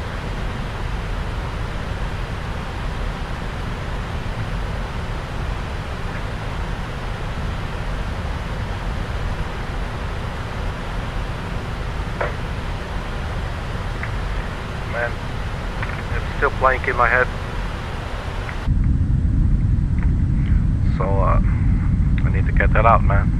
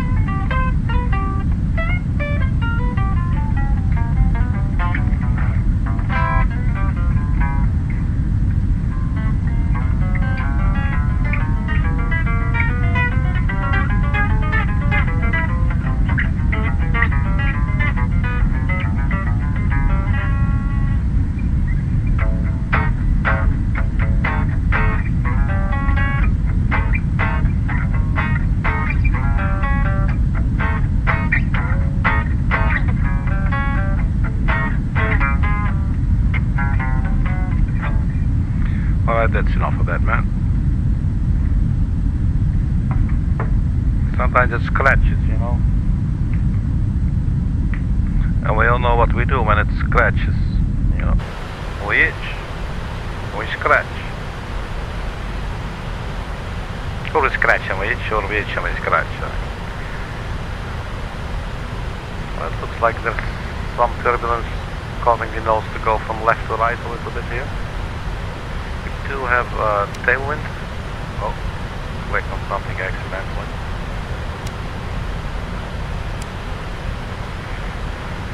So we do have some tailwind, 30 knots, coming from 252.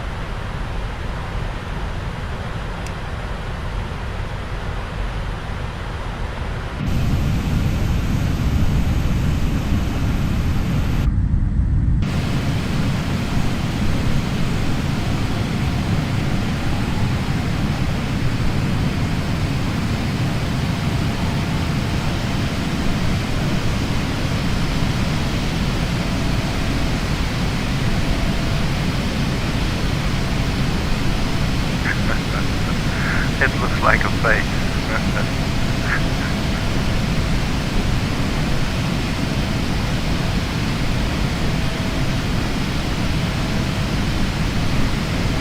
Okay, so it's shaking from the left to the right. Poor sucker. So that's our Cathay Pacific livery. This comes with PMDG.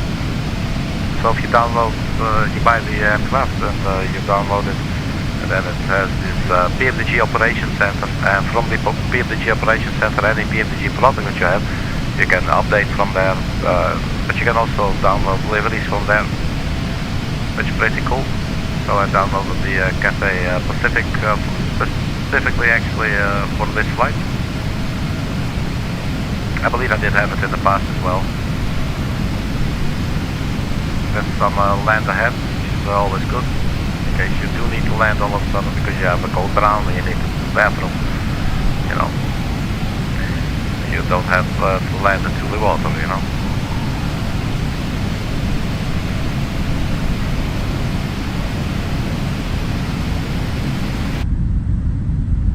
So can we see the wind from the passenger's view as well? You can definitely see the wing flexing a little bit.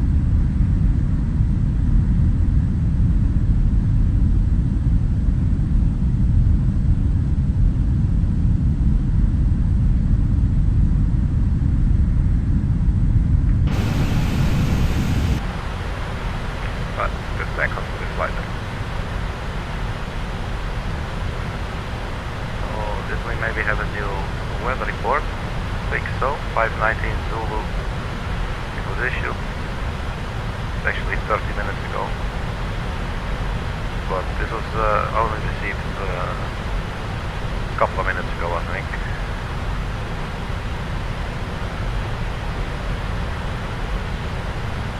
Information echo, 360 degrees, 11 knots, variable from 320 to 30. Visibility 10 kilometers, stream clouds 1500, scatter 2200, broken 2800. So the clouds have moved up a little bit. The temperature has gone up 1 degree. QNH 1019. Alright.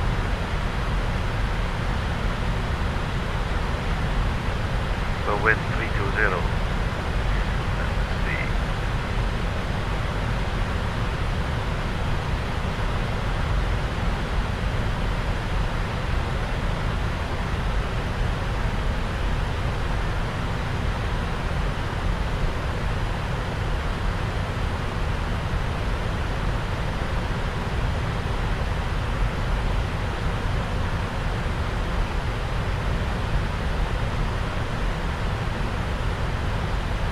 So this is the latest information. So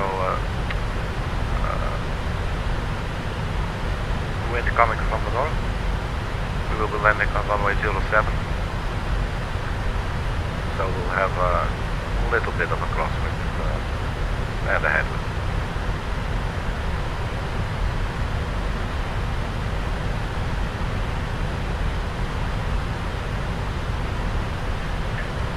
This is actually the extended runway center line, I believe, all the way from Hong Kong. There you go. It does not really serve us any purpose during this stage of the flight, but the moment we get closer, it definitely does.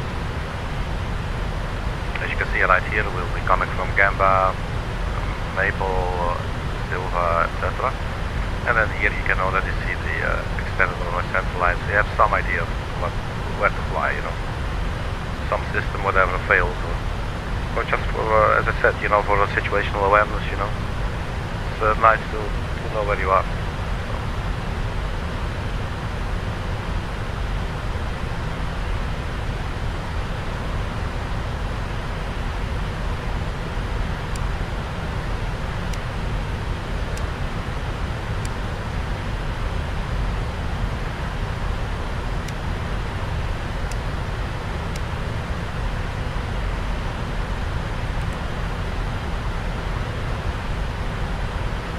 So to top of descent, 237 nautical miles, 620 Zulu. That's in about 25 minutes or so.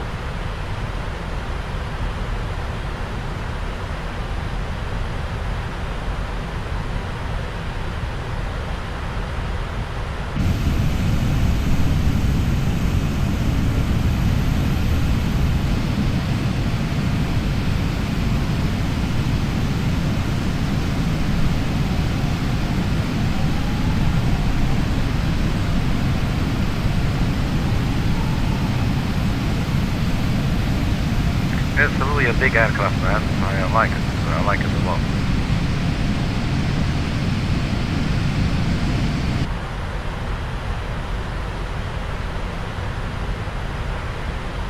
Now the descent, I believe this aircraft tends to sort of like maintain a lot of its speed. So it has a little bit of a problem slowing down as efficiently as maybe some other aircraft, like the Airbus A320, for instance.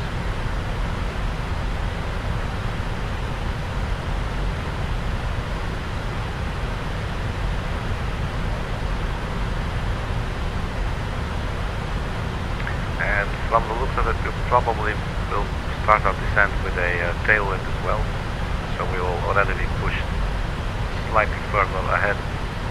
So we might maybe even start our descent a little bit earlier. So maybe not at, I don't know, counting down to the top of the descent, but like, I don't know, like 10 nautical miles earlier or something. So once it reaches 10 nautical miles or 20 or something, we click descend now. I think you can do that on the econ descent on the descent page. You just click descend now. So what we will do, we will dial in 1500 feet in the box here, which is the point where the glide slope starts vertically. That's this point right here. Not sure if this also has the VREF speeds. Let's have a look on the inner ref page. There you go, approach ref. So let's go flap 30 degrees. And that gives us a speed of 149 knots when being fully configured. So flaps down and gear down. Flaps fully down, 30 degrees. There you go.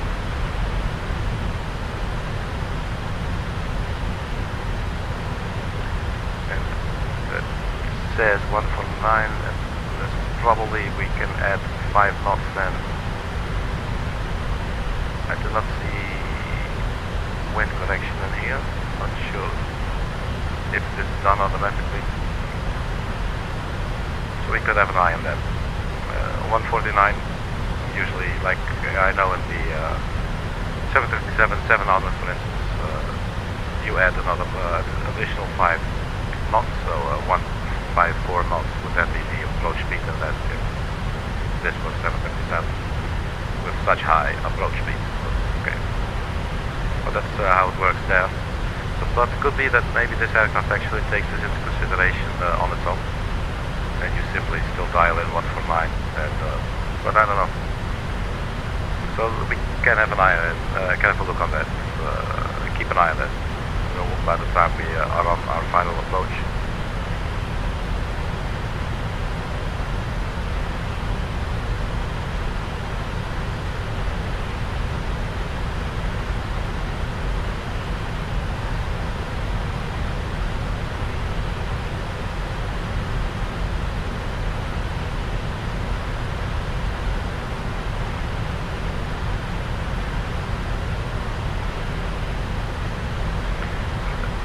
Button, print. I don't think it actually does print anywhere. Maybe they updated something. It's also not responding, I think, when you click on it. The fly-by-wire A32LX actually has a little printer here that works, and that is so cool. I haven't flown it in a while, but I cannot imagine that they took it out. Our fuel is now 10,000 kilograms.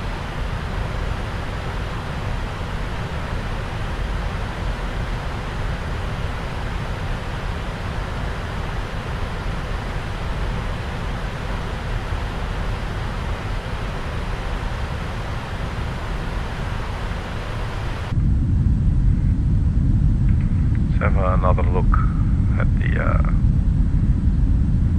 wing field.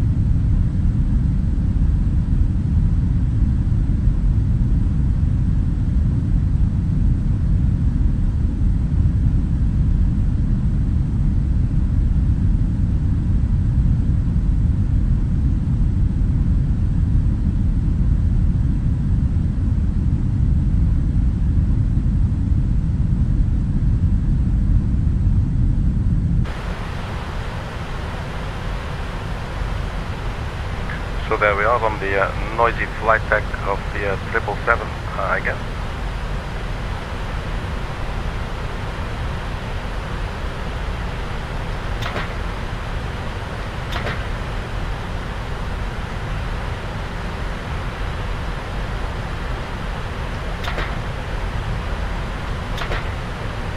That's pretty cool.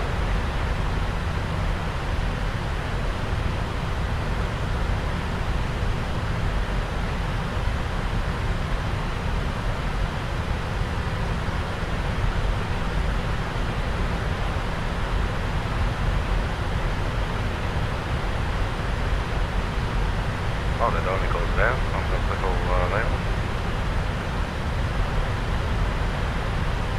I forgot about that. Yeah, that's pretty cool.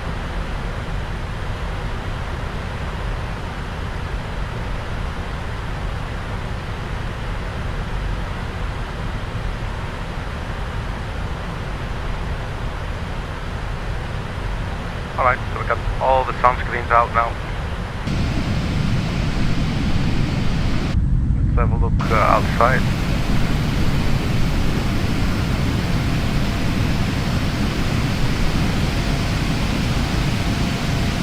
Like you can see the little dirt, that's the grime coming down from the windows.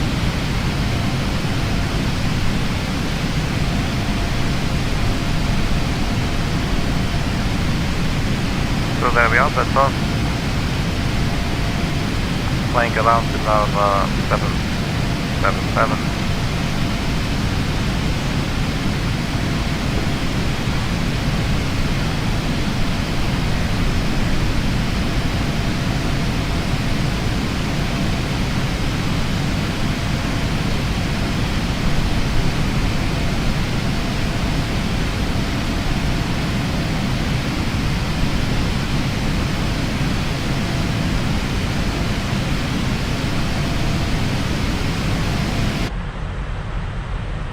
There we are, magically inside.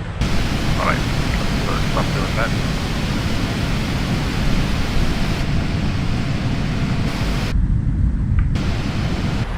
There. Well, let's get rid of these things. They make it really look cluttered. I do like the yellow actually, that's pretty cool. Maybe we can keep the ones on our left. Let's get rid of the green one. And we keep these here just because it's fun. There you go. So top of descent is coming soon. I might actually already dial in 1500 feet.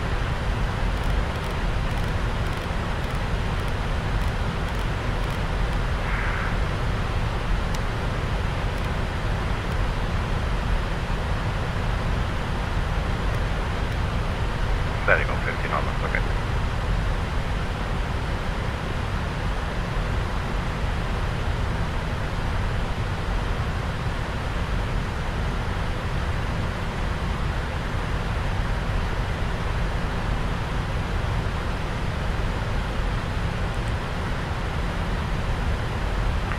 So we have SANOT in 9 nautical miles, is big, SIKOU, and then after SIKOU we will start our descent.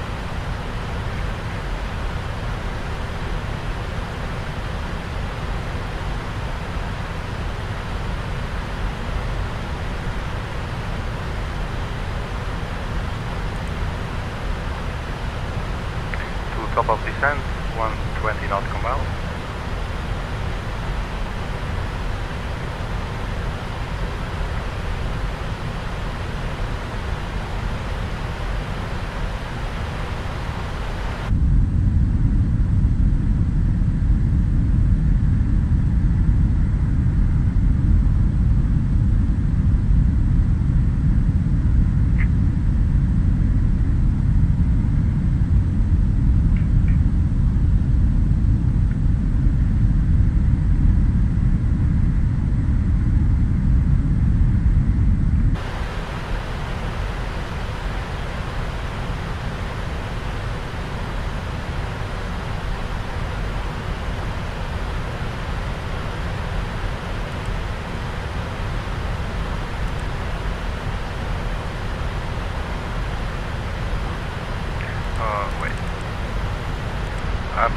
maybe creating another range link.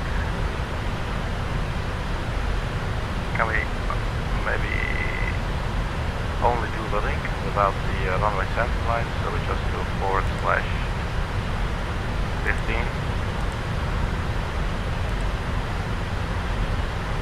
That chooses 204 or something. Why would it do that? Why would it choose something, and if it chooses why 204?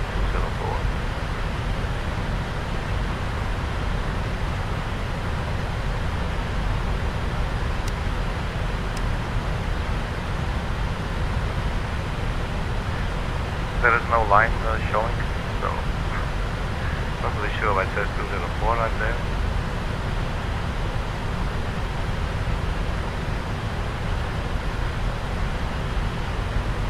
But okay, we have our little range link right there.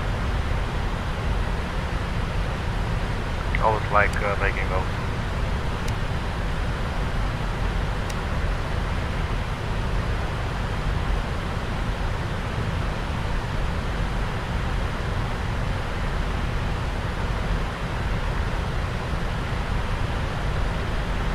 So I'm thinking now, I think why it says insufficient fuel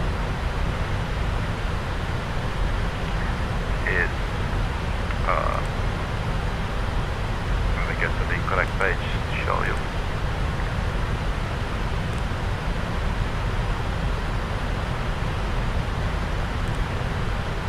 Progress page, yeah.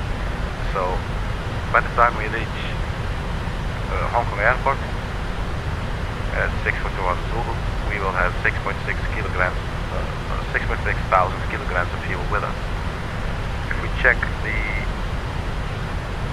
fuel, well, actually no, I'm already not convincing myself.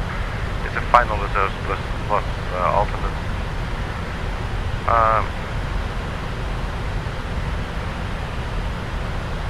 I wanted to say it is less than our final reserves, but that doesn't have to be a bad thing, I guess. So I don't know why the aircraft is complaining about the fuel.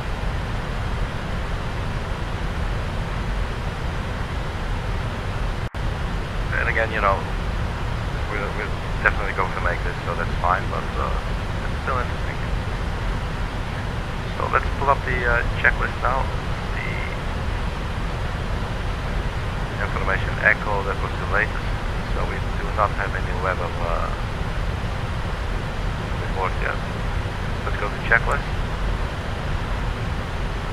After takeoff checklist, we can continue to descent, so recall, note, skip, auto brake, landing data VLAN, minimum approach briefing. So.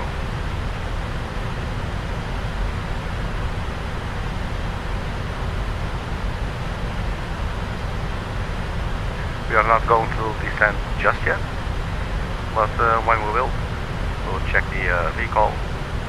This tiny little button right here, and we'll show you here in the top right corner. It should give you information if there's anything important that you missed, such as insufficient fuel, because the pilots now are totally neglecting. So the auto brake, I guess we can put it on 1. You can have a look at the chart.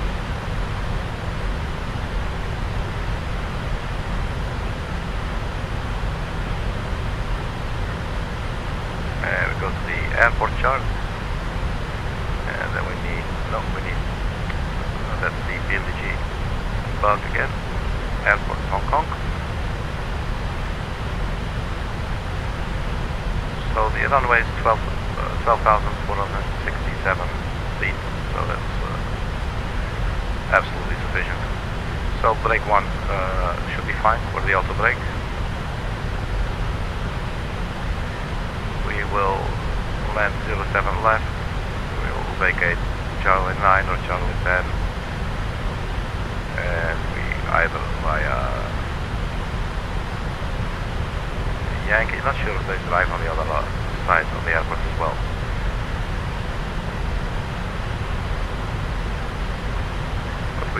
runway 07 center, and there's the west cargo apron, midfield apron, northwest, south apron, so here's the apron area. Okay. So we exit right, the runway is 12,000 feet long. We have the auto brake set already to 1, so we can leave that. And there's a reminder here as well, auto brake 1. Top of descent, coming closer. We dialed in 15,000 feet. Let's see if the Navnet page gives us anything. And there you go, there's on the VOR 1 and VOR, or VOR left, VOR right. There's 111, that's move 55 for India Zulu Sierra Lima. There's no course. Is that maybe the second button? So if we dial in 074, and we don't think that it's going to work. Oh wait, it's already, it's actually here on the ILS. Totally didn't miss that. So the check notes, we can skip that. Auto brake. Yes. Landing data VRAF minimum. So the VRAF speed we have here 148 knots.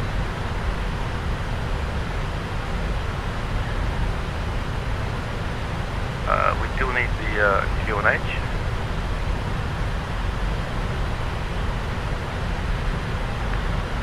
And let's also see what's the transition altitude at Hong Kong.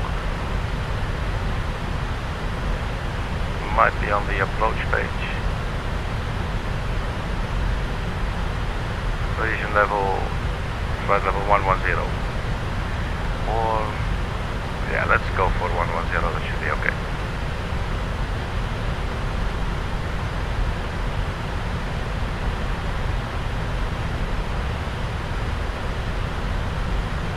Now to get the latest weather from the AFB then.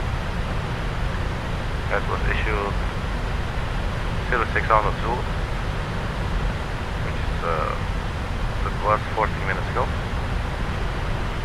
36013 knots, fuel cloud 1500, scatter 2200, broken 2800, 15 degrees, QNH was 019.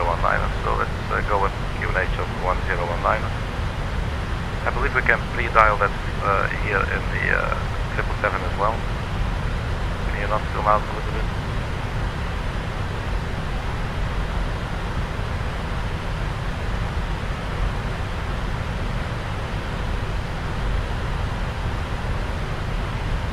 I'm having some stupid issue with my control. Hang on.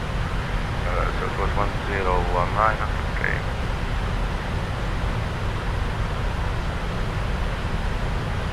Yeah, we can pre-dial.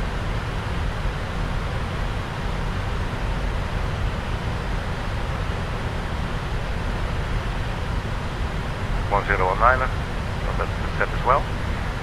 So we have the altimeter set. We have the radio altitude of 100 feet. We have the VRF speed, flap 30 at 149 knots with the gear fully down, or the gear down and the flaps fully down. I think that is our landing data. Checked approach briefing. Just going to complete that.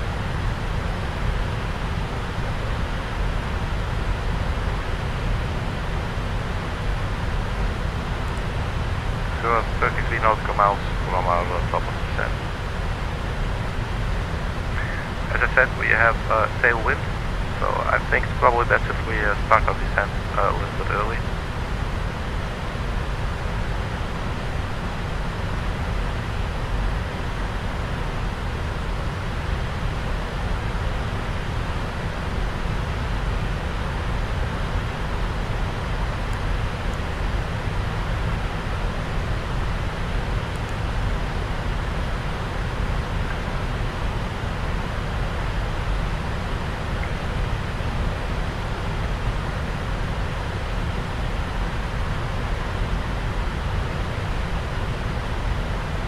So 26 nautical miles, 25, about 3 minutes. So I'm thinking let's see if we start the descent now. Go to economy descent, and descent now. Execute.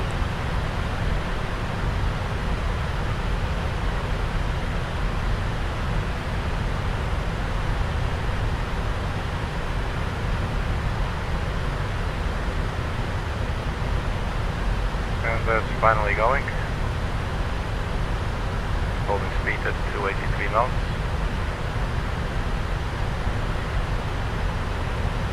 Speed should be 314.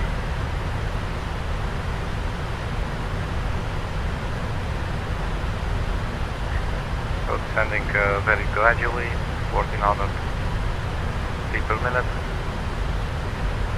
1500. It does bring us below the descent profile.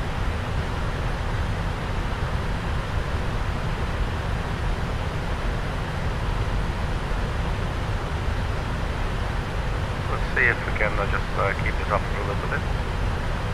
I might quickly go to step into the galley, and I will be right back.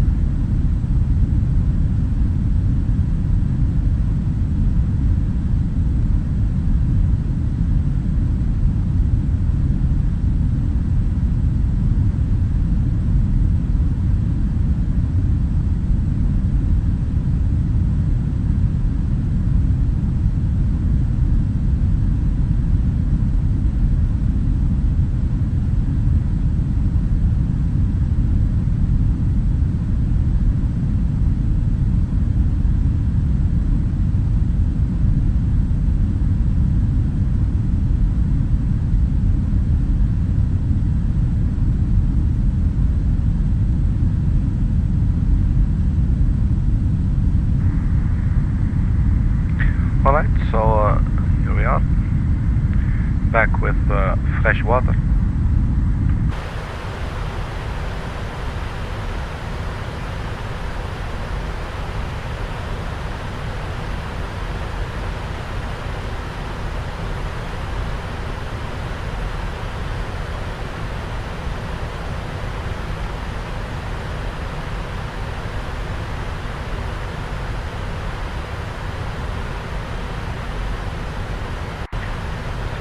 Ready to do an ILS landing at Hong Kong. So judging from the weather report and also looking outside of the window, we'll have to pierce through a little bit of clouds. But after that we should have a good view of the Hong Kong area around the surrounding the airport.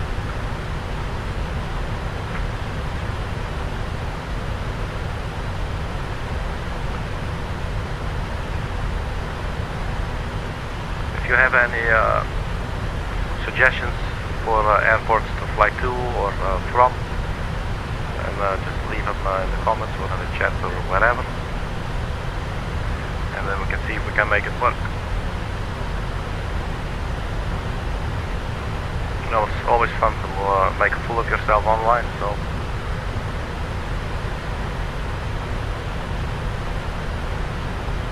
this was definitely quite below the profile there, but for now I'm happy with it. Well, basically on the runway heading 073, runway heading is 074.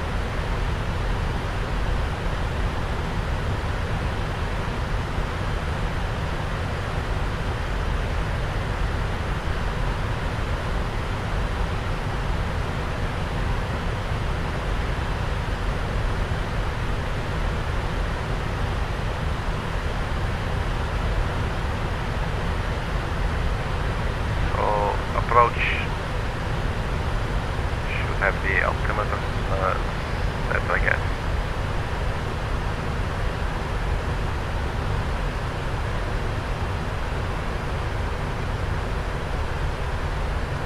So flight level 110 I believe was the transition altitude.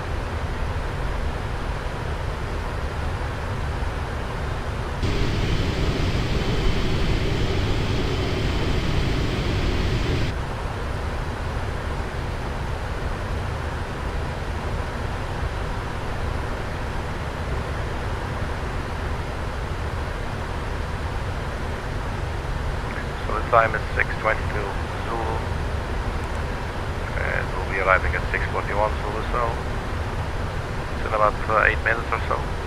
Wait, 22. What's the time? 6:22. Well, this is about 19 minutes. Let's just strap in the passengers.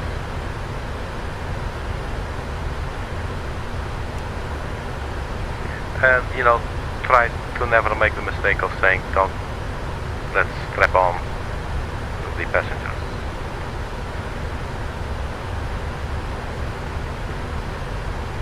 Just putting it out there. The only place I'm going to put it.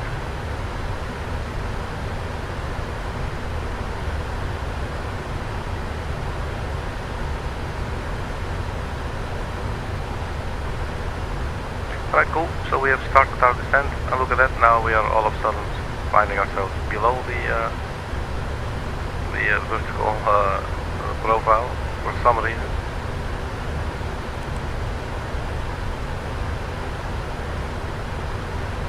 It's quite interesting. So maybe we have to add some drag. Let's just go and do that. Because I believe, especially in this aircraft, drag is okay. Because it tends to slow down a little bit sluggish.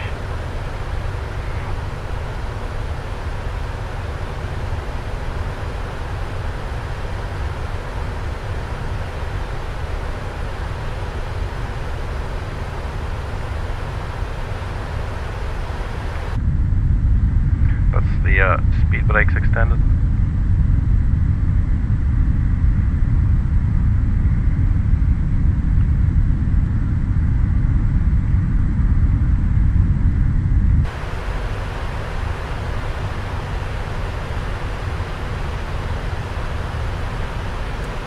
Let's retract these speed brakes again.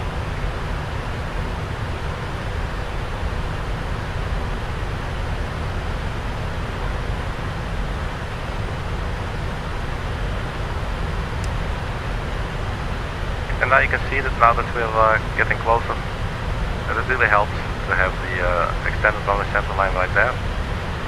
And like 2 range rings, 50 nautical miles, because we will enter that around there. Shortly after lines, or maybe actually at lines, I think. Yeah. So we're a little bit on the high side again. You can see the speed is picking up as well. Look at the leg stage. 314 on the speed there.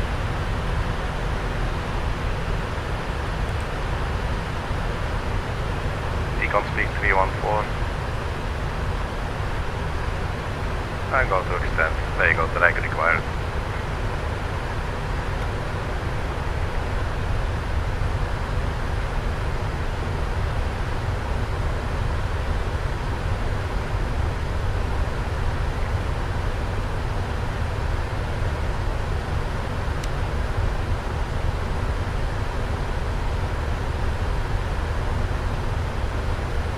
So passing through 19,000.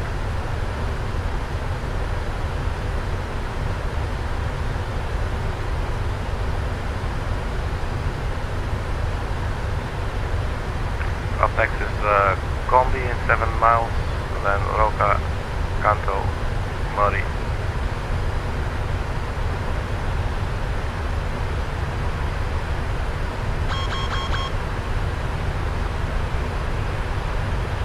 Speed brake extended.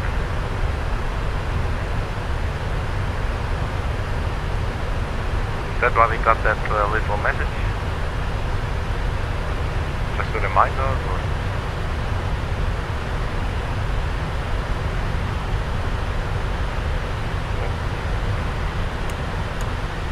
We retracted. Maybe we should, I don't know, I think should we manage the speed ourselves, or maybe I'm just like overcompensating or over-focusing on the 314, should be okay. Let's just see how it plays out.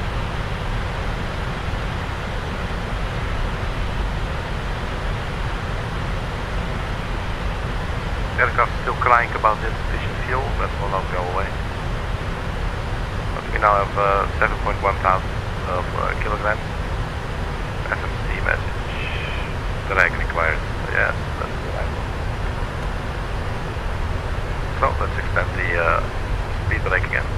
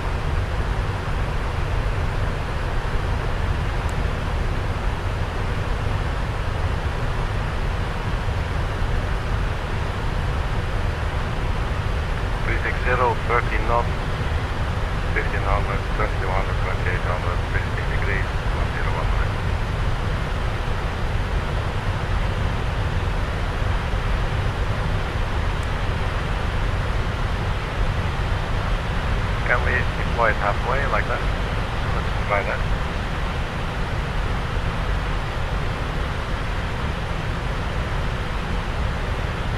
$13,000 feet.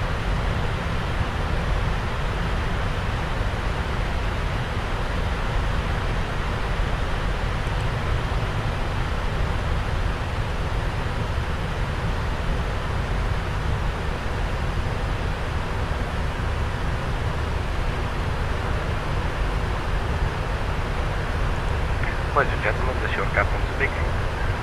As you may have noticed, we have started our descent to our final destination, Hong Kong. We'll be arriving there at about in about 11 minutes, 10 or 11 minutes. The temperature is 15 degrees and there's a little bit of cloud, but there's also some sunshine. Thank you for flying with us on behalf of the entire crew and Cathay Pacific. From there, we made a fool out of ourselves in front of the entire cabin. So the speed brake is still extended. You can see the reminder right there. And there you see it. But for now I'm going to leave it on our way to Murray. And then Silva, and then we'll take a left turn onto towards Limes, and that's a P15 North Carolina range link. Speed is now 281 knots. Let's check what the legs page wants us to do. It wants us to be at 264, so I guess we can retract. There, fully retracted.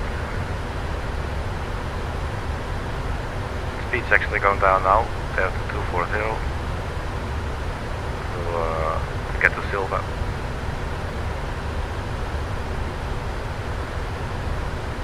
11,000 feet, so we should switch to local QNH.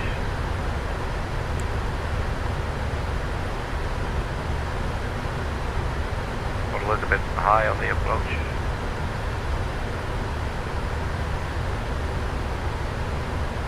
Let's extend the speed brakes again.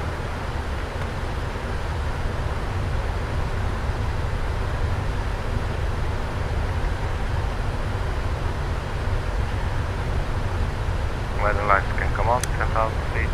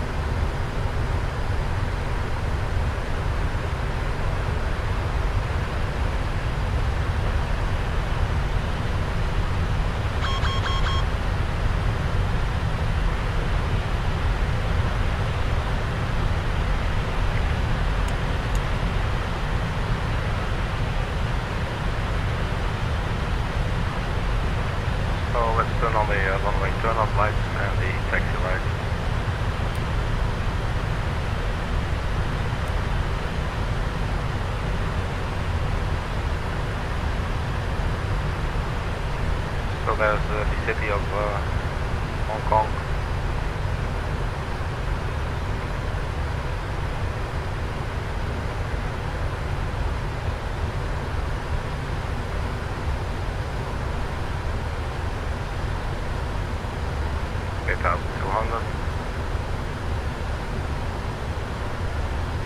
Let's see if we can help the aircraft. Well, decelerate a little bit.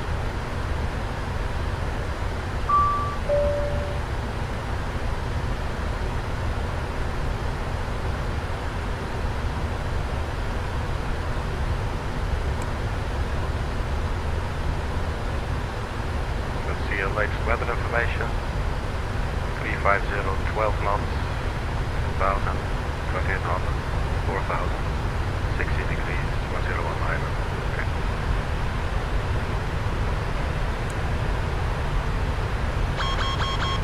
Altimeters have been set.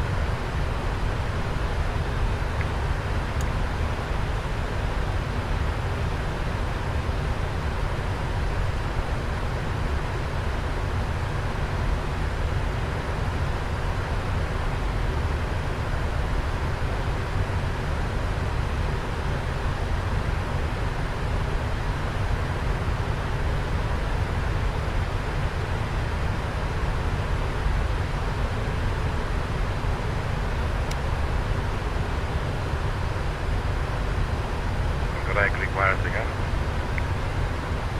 See if we can extend the flaps.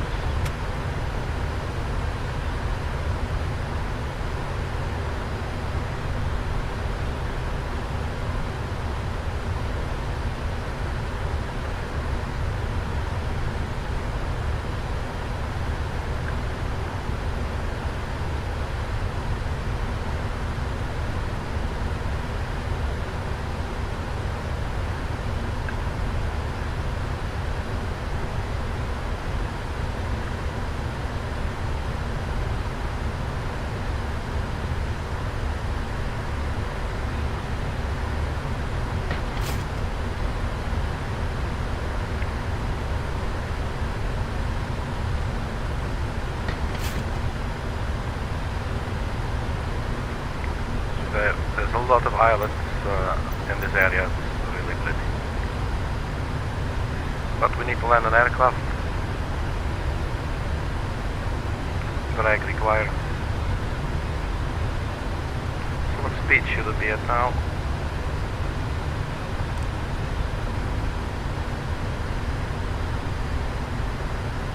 240.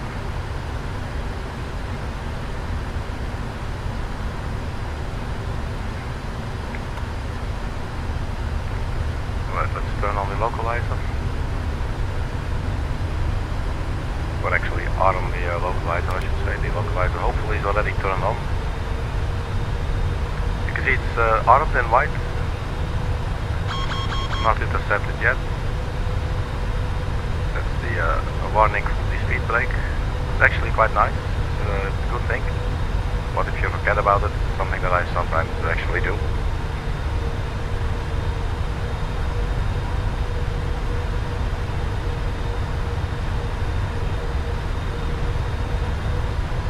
So it should actually go to speed 180. I think it's actually slowing down now.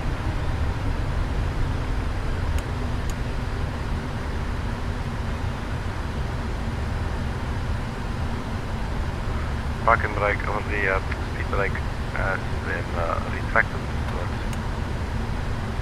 How do I arm this again? So that's armed, okay. Landing gear on flaps. And then our speed is now going down. It's good. We are still a little bit above the glide slope. The glide slope starts at 1500.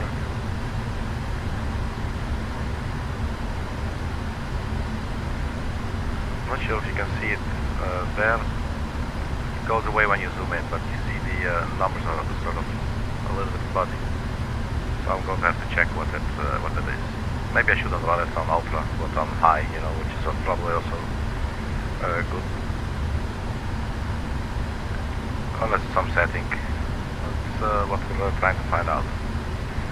Right speed 223. So we're waiting for a right turn to Victor Hotel 702.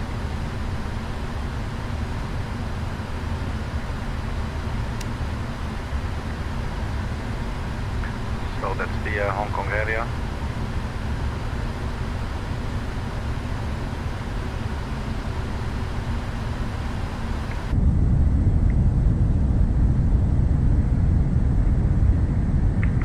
So we should be getting back onto the flight deck, obviously.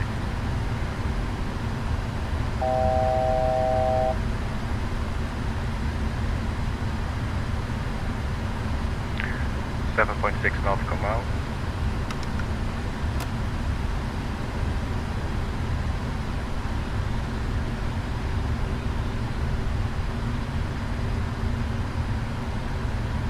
I'm going to drop the gear because we're going way too fast.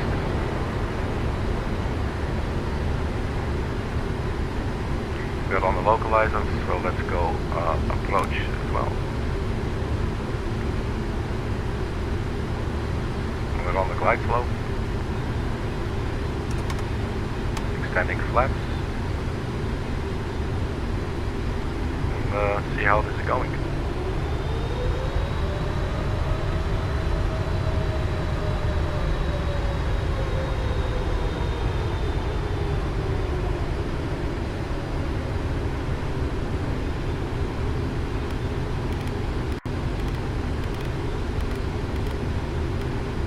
Just decelerate all the way down, 149.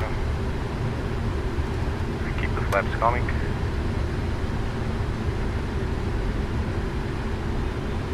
Cabin crew, take your seats for landing.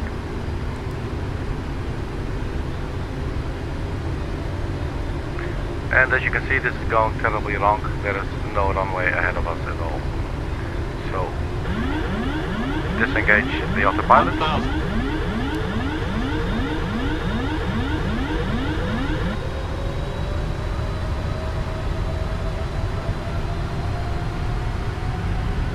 My apologies for that, but as you can see, there is no runway there at all. Not sure what's going on.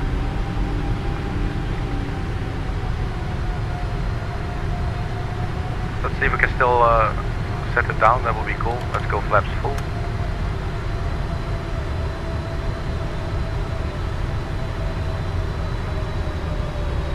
Let's try to keep on descending though.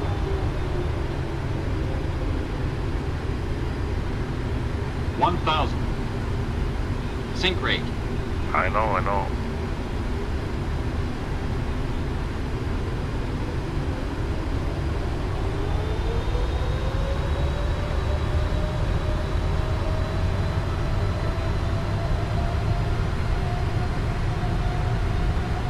I think we should be descending at around 300 feet per minute or so.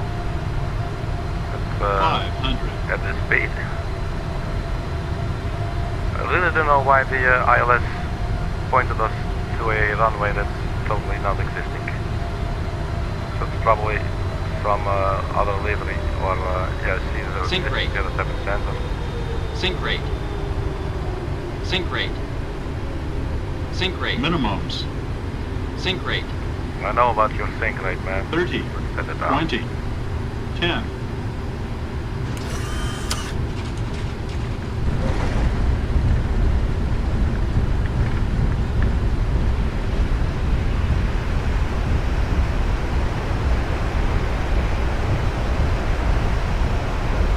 Alright, that was very messy. It looks like we're down.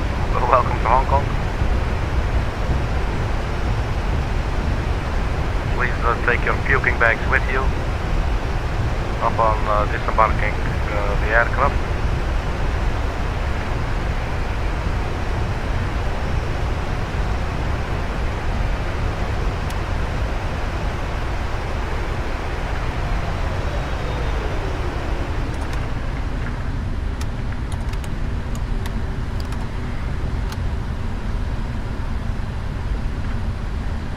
So that's interesting. There totally is no 07 left. or so it appears in Microsoft Flight Simulator 2020. I was quite surprised. I probably spotted that ridiculously late, as I was, you know, relying on my instruments instead of on my senses.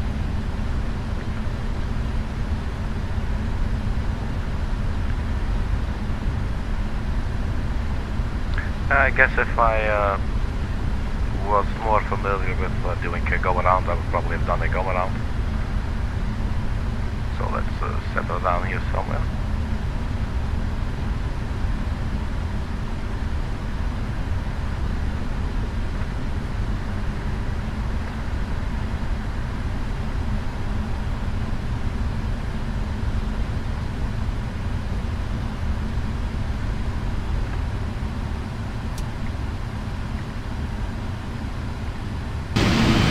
Coming down, well, closer. Alright. Let's kill the engines. Flight time, 2 hours and 5 minutes, and a couple of minutes extra.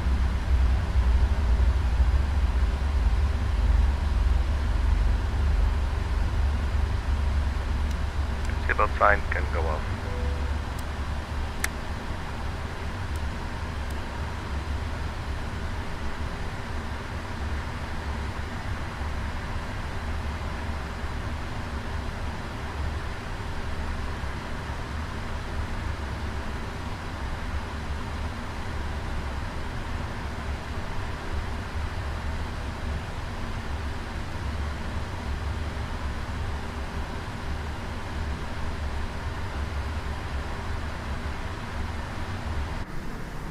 So I don't think we'll be getting a jetway unless it really thinks it's going to make it.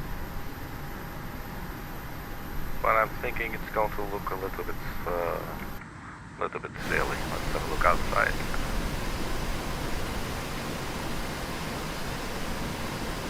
Standing there really shy, look at that. Hi, I want to touch you, but you know, maybe you want to touch me too. I don't know what's going on inside the head of a jetway these days. I remember in the past, these jetways, they had totally different attitude than they have these days. Times they are changing, as they say. So there's a Hong Kong for you in the background. Let's see, wait. If we can go up a little bit. So that's Hong Kong, and there is the empty space where we anticipated the runway 07 left, where we almost took a perfect dive into the water here at Hong Kong.